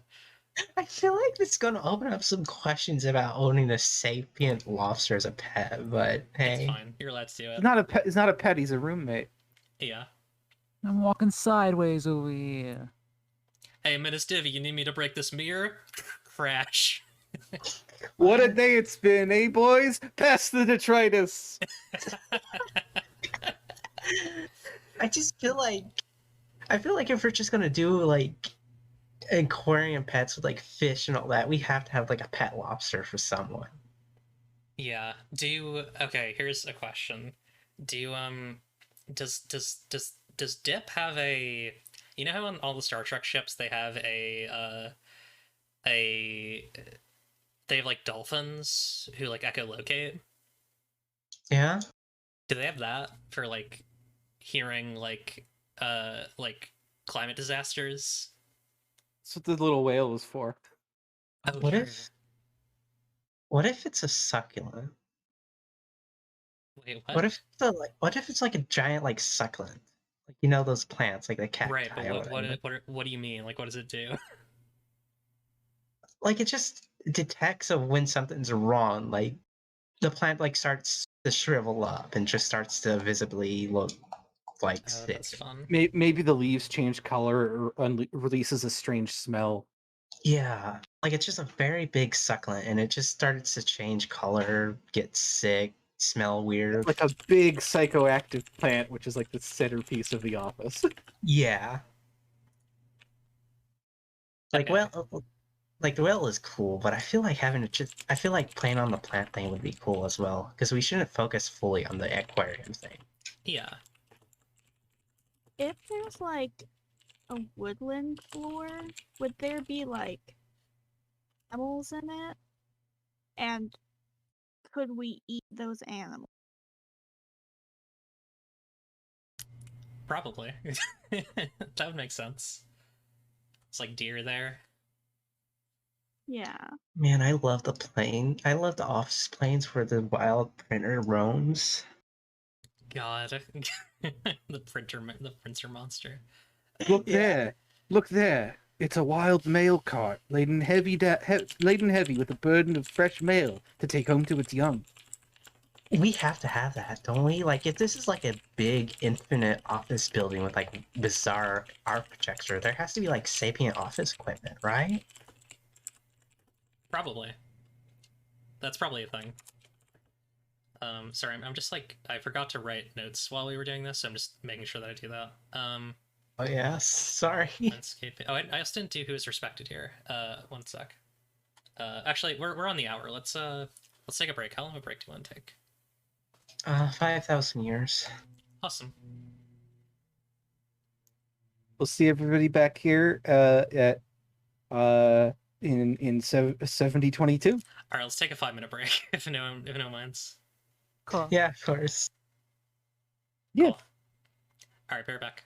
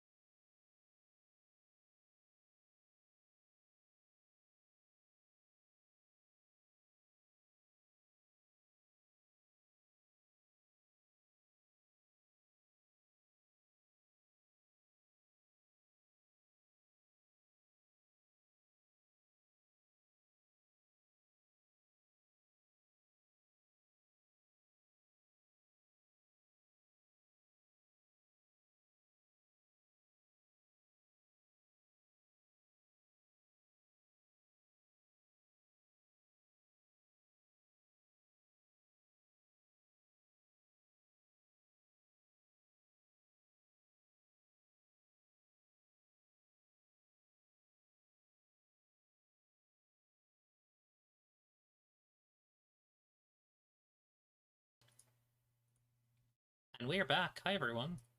Hello. Welcome. I'm gonna put my glasses back on because the break is over. Wrong Clips. button. Clips, you have to share the tweet. You have to share the tweet you just shared with us. Oh yeah, hang on. How would I do that? Actually, hang on. I can just download the picture. Aaron King, who made Apocalypse World, or not Apocalypse World, Patchwork World. Sorry. Shared this meme on Twitter.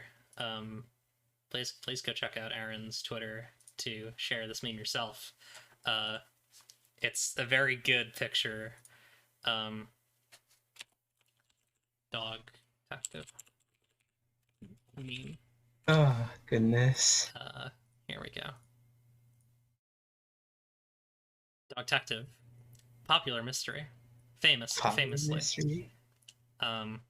We actually don't need the dice today, so I'm just gonna put Dog I detective. love there. it so much. Wait, could you put it over audio? Yes, please. I could, but people wouldn't know. I That's want it fair. to be visible if Audiover's talking for folks Yeah, who that's fair. don't know our voices. Here's the question, Audivore. Are you going to do stock photos for Dog Detective again, just like you did with Garble Sand?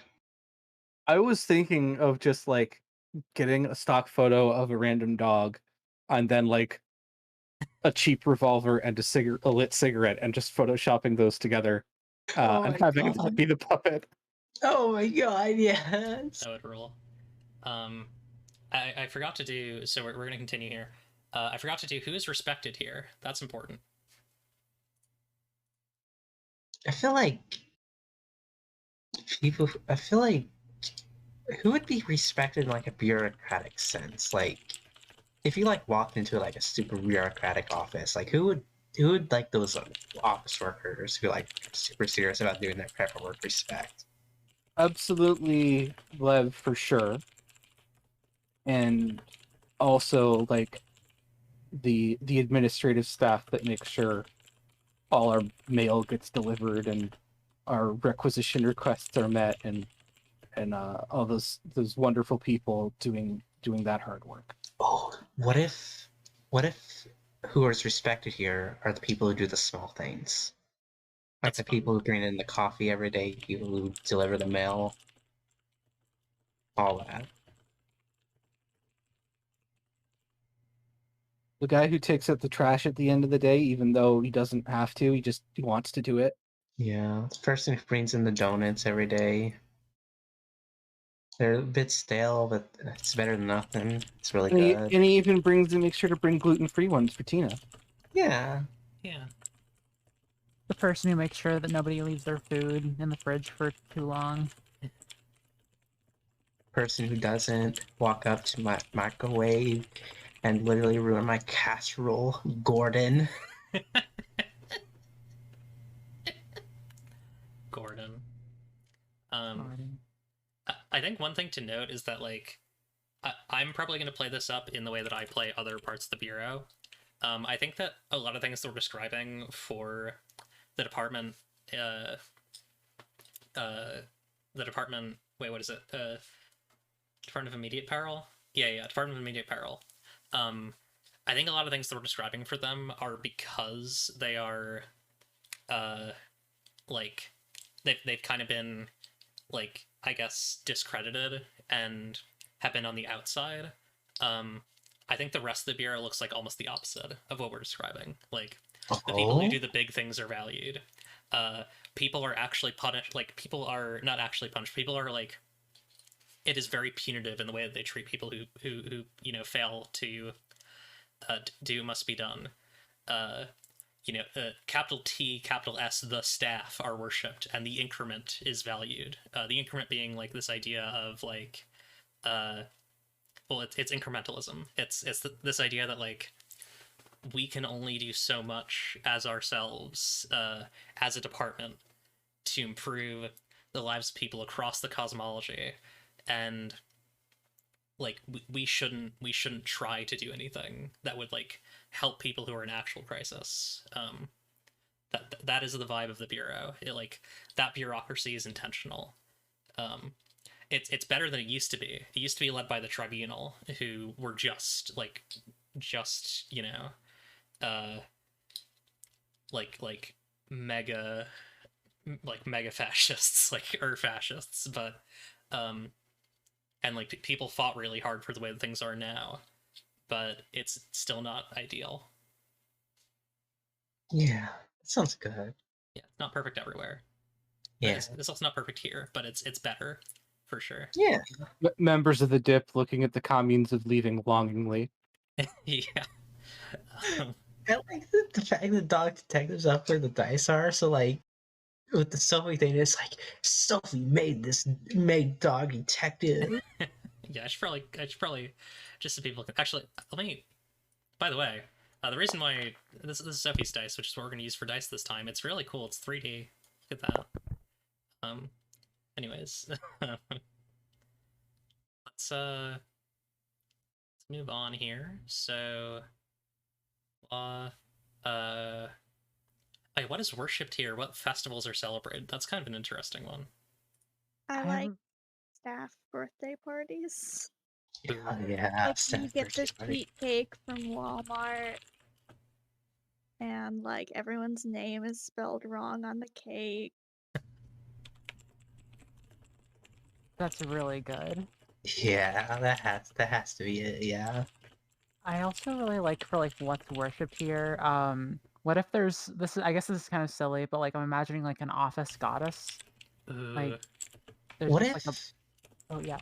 What if it's just a general mythology? Like, you know how, in general, like, from what I understand, like, people in, like, a working environment slowly grow, like, a mythology of, like, what works and what, like, of, like, little rituals of what works and what doesn't work. And what if the whole, like, this department and bureau and as a whole had that?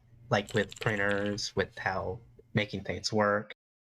No, you can't. The copier's not going to work unless you do it this way. You have to spin in a circle, and then you gotta bow 3 times, and then you gently caress it, and then you can put the paper in. I would love to Yeah, hear yeah. more about the office goddess personally. If you have more ideas for that. Yeah, I was imagining like since we have this big ass weird succulent that like tells us when there are crises, maybe there's just like a plant goddess that lives here. That like gave us the succulent. And also the woods, presumably. Like Oh, true. the wooden floor is like sort of like the office temple almost. Yeah. Yeah. I do also. Oh, sorry. So sorry, go ahead. I do also really like what Ben and Audiovore were saying about like, especially because this is such a new like department. Like I'm imagining like this kind of inherited mythology from the rest of the bureau, I guess. Yeah, I like that. I like the idea that both are true. I think that's really fun. Like it's like it's not even like proven if it's true or not. It's just something that you do out of habit because you don't know if it works or not, but you do it anyway because the last time you did it, it worked, and every time you can remember that you didn't do it, it just ended badly. Yeah. And I heard from my pal Doug, who heard from his pal Beth, who heard from her pal Ziggy, that if you don't do it this exact way, that the toner will explode all over you. It's like, boss, I spun 3 times out before using the fax machine. It didn't work. Well, it's a Tuesday, isn't it? Yeah. You know how you go on like r/no sleep and it's just all these stories that are like, oh, I found a scary list of rules. There's like, it's like one of those lists of rules, but it's like, it's like 100 pages long. Nobody actually knows all of them, but they're like, oh, you forgot the rule. Love that. We work in a spooky liminal space, but it's like a friendly relationship we have with it. Yeah. Mm-hmm. Like it's just all these countless machines, and like it's impossible to like fully know each one's quirks. So you just have all these like rituals, like how to make them work just right. We don't even know what all of them do. Very fun. There's just like an autoclave for some reason in one of the rooms. There's like a 3D printer in the corner, and nobody can remember where it came from. We just have a 3D printer that's just printing papers for some reason. We don't know why, and that seems a bit useless, but we're not touching it because it's not in our department. fun. Okay. Who holds power here? How do they get that power? Who is that power wielded over?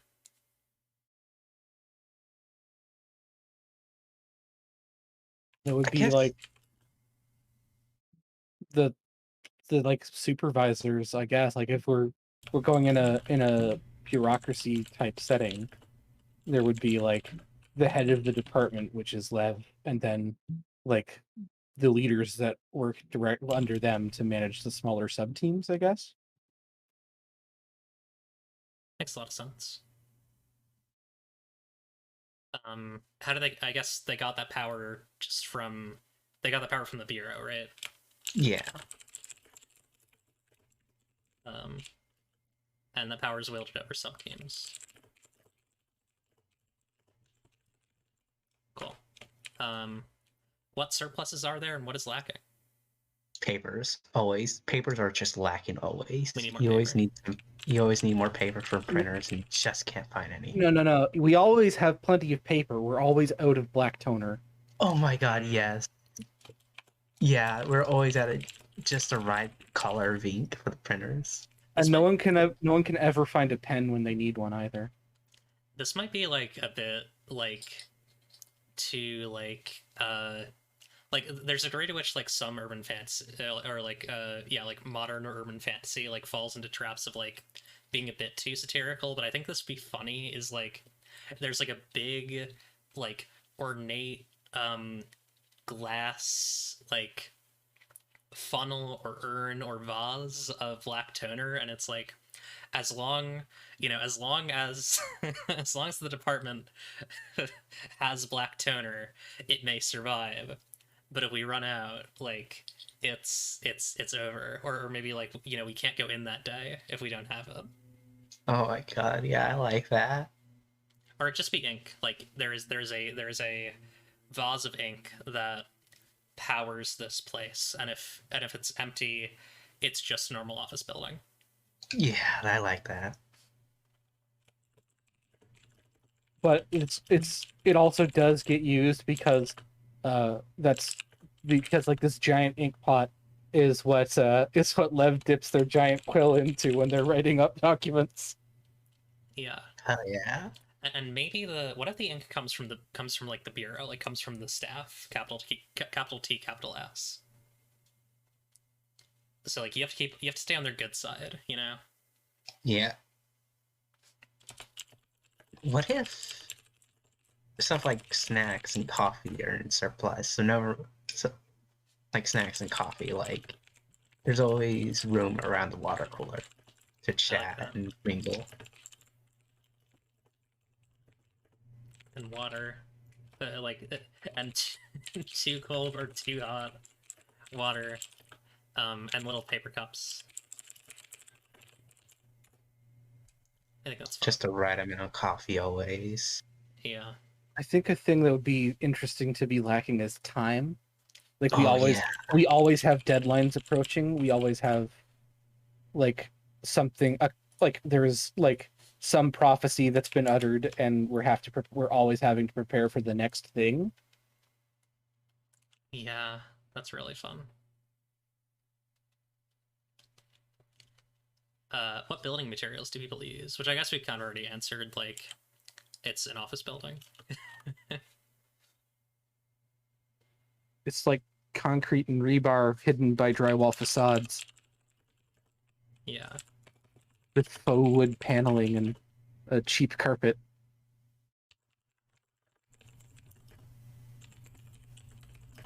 That is very accurate. Faux wood Yeah. paneling and cheap carpet. Love to see it. How many languages are spoken here? That's a really interesting one. I feel like there'd be a lot. Yeah. Yeah, I get the feeling it's probably a lot, a great volume. Especially because they've been hiring from other worlds. Yeah, it's like a countless amount of languages. Is there like a way that everyone understands each other? Does everyone just intuitively understand each other, or is there some sort of like language that everyone has to learn to like like what's the word? Like a lingua franca or something? Yeah, that's a good question. Magic translation technology or a common tongue. Yeah, I think I'm just trying to think of who would create that common tongue. I guess it'd be the bureau, right? Is there like maybe there's a bureau tongue? Yeah, there has to be like a bureau tongue, right? Yeah, that makes sense.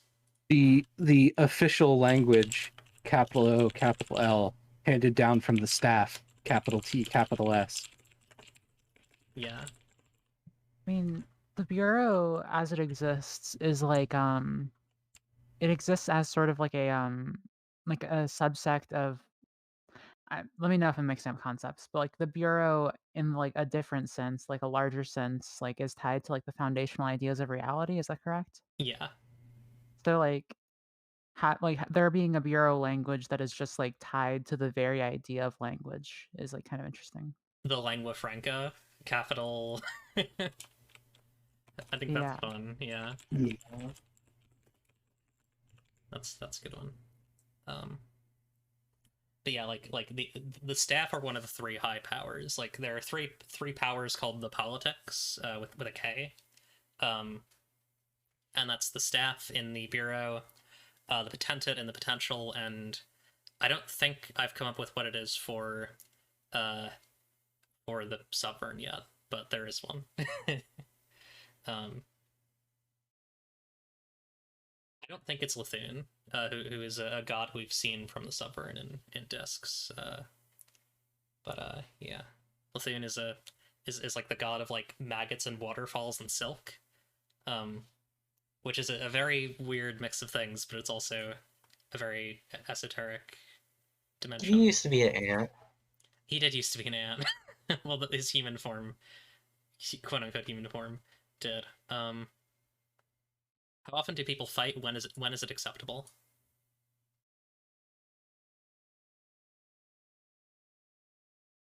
I feel like you can't fight in an office, right? Yeah, I feel like it's a lot more of like Yeah. passive aggressive stuff. There are there's not a lot of like physical altercations, but there definitely are arguments for sure. Yeah, I like the passive aggression. That's really, passive aggression and arguments. That makes a lot of sense.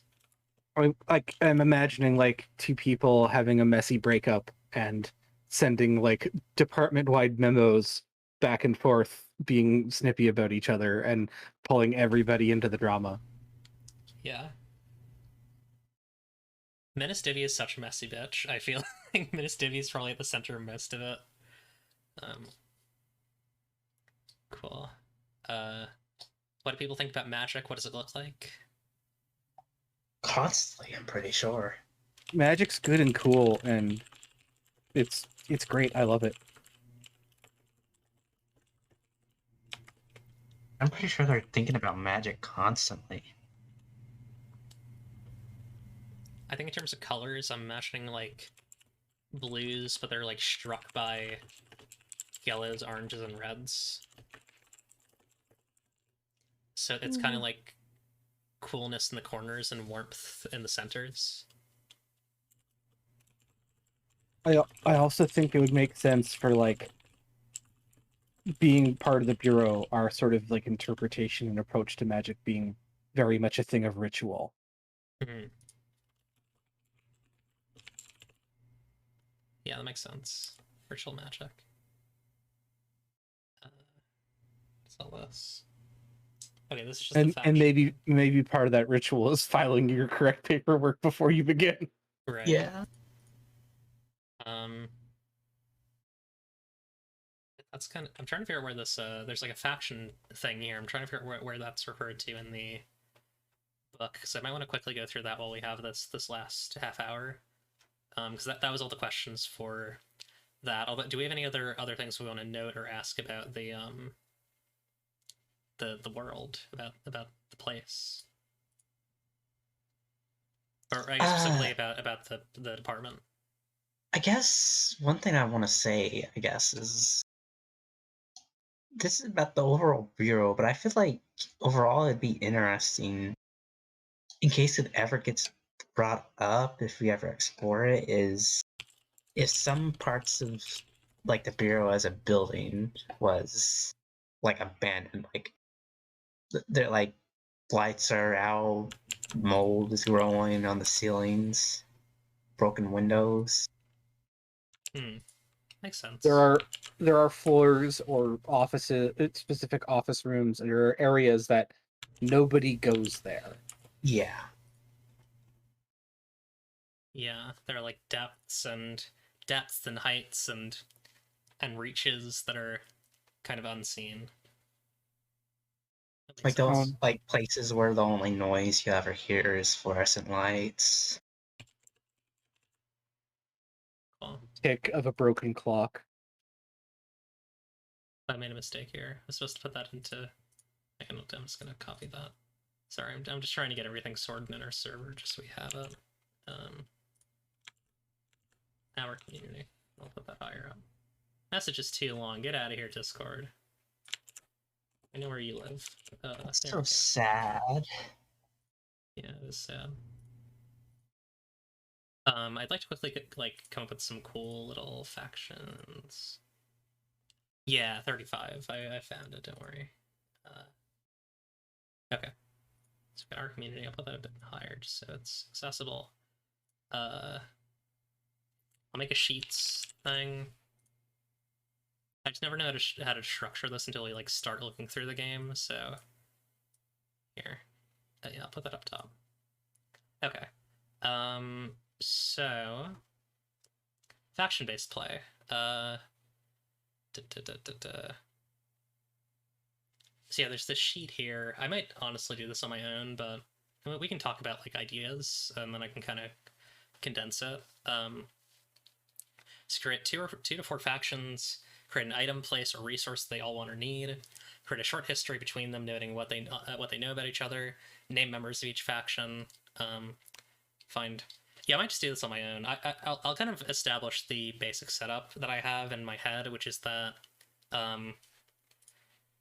four factions, all interested in, I guess, the Patchwork World, and I think like as a stand-in for that, Temporal lag, that they all want to control this like center point. So there is the,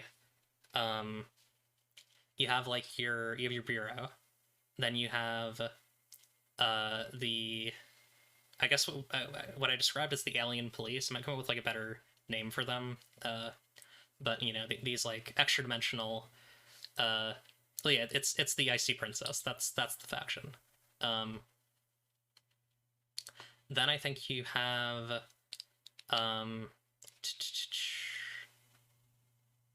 the Black Star crime gang, and you have the Kingfishers, who are a like noble family who had some mafia ties in the past, but don't necessarily,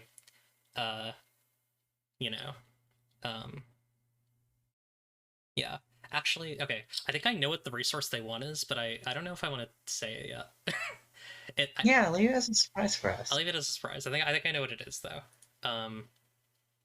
But yeah. I guess I didn't ask this because we're so like I guess because we didn't mention this in the stream yet. We're gonna be going for like a mystery game vibe. Do y'all want me to like signal stuff that's happening in the mystery so we can do like dramatic irony, or do we want to just like do y'all want to find it out like as your characters find it out, basically? I want to find out, honestly. I like the idea of learning as we play and you keeping deep sinister secrets from us. I'd be fine personally with a bit of dramatic irony, but you know, feel free to like. I feel like that's what's the word? Feel free to flip the switch the way that most people are going. Yeah, I can definitely do a bit of both. Yeah, both is good is truly the ultimate answer here. Yeah. Truly, the right answer lies somewhere in the middle. I'll say like basic setup is that the thing that the Icy City is made out of is the same thing that Braco is made out of, the Celestial Champion, and everyone in the city has an interest in figuring out what happened to her, including and you know, someone is lying, right? Because like the story that was given out by the Kingfishers was that Baraka died in her sleep, but also her hand was found like detached in the middle of this like void temple on the outskirts of Temporal Lag. So that's kind of the vibes I'm setting up, starting out with here, and yeah, I think I'll like slip things in as we go. Yeah. Cool. Trying to think if there's anything else that we might want to do. I guess like, does anyone have NPCs they might want to see just based on their like based on the character that they've created, or like specifically like important NPCs to their character? I've already mentioned that the shoot, I keep forgetting his name. What was it? Justice or Menistivi? Ministivi. Also, I'd like to see Justice too. Yeah, Ministivi and Justice, honestly. Cool.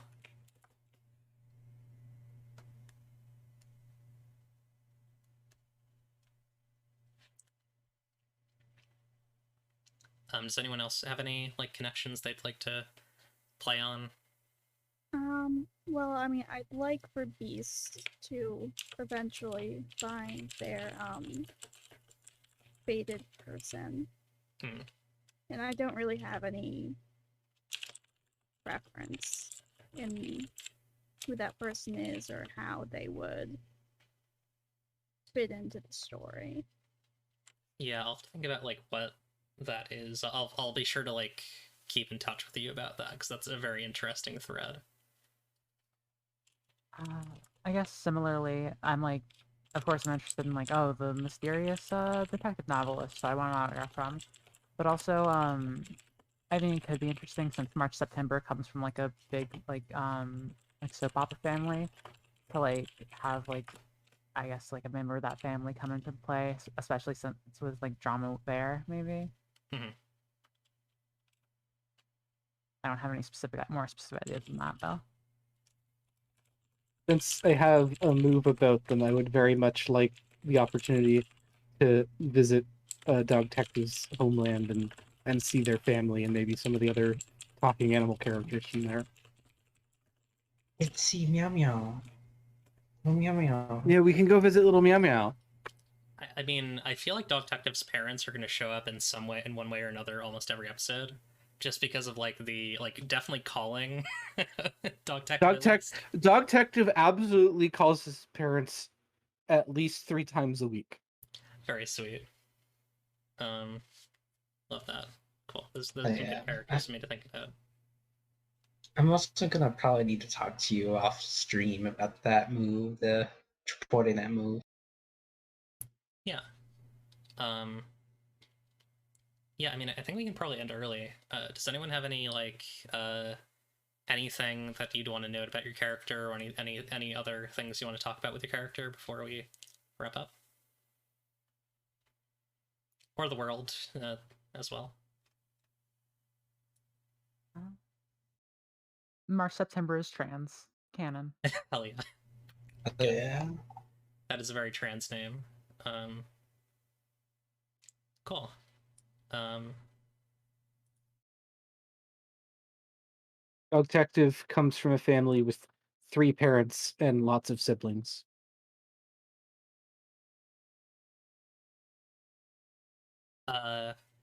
Ooh, I I have an idea. I think I know what I want to ref on.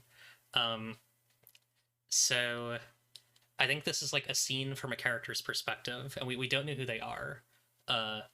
They're waking up in a bed, in a dark room full of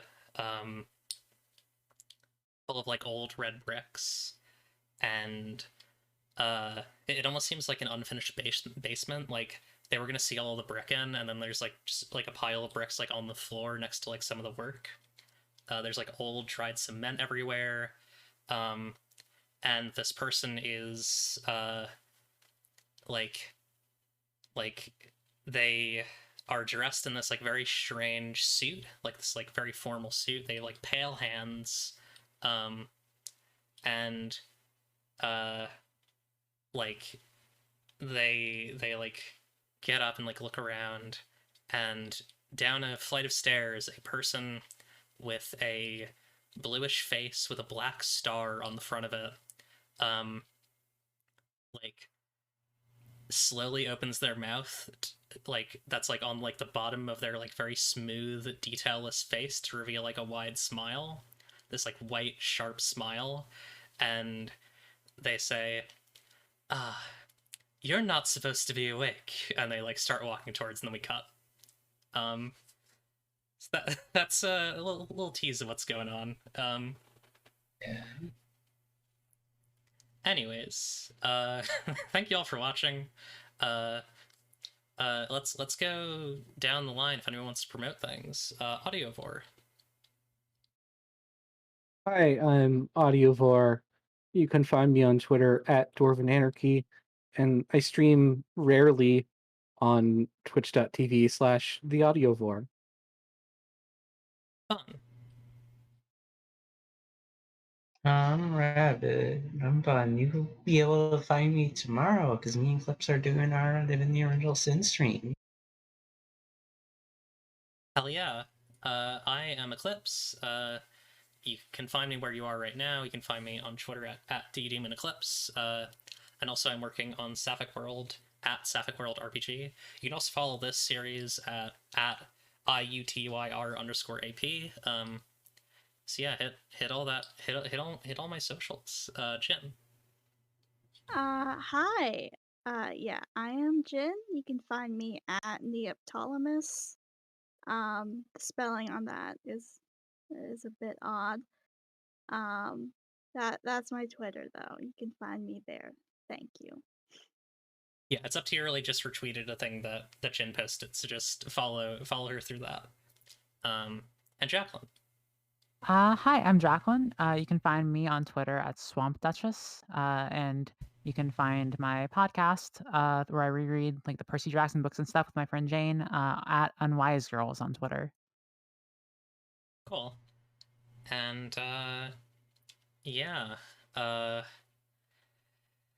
I guess I don't know how we do it this time. I didn't think of like what the outro is now. I have an idea. If you hear bullet, use your body. No, that's not it. I have an idea. What if I said your heart is a bullet and then everyone said you use with your body at once and then I cut the stream off? Sure. I Okay. like it. Alright, so I'm gonna do it. Your heart is a bullet? You use with your body. Body. Love that. Good night, everyone.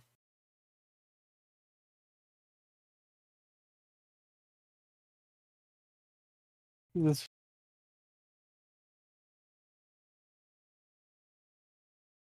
Also, I'm gonna raid someone, so stick around.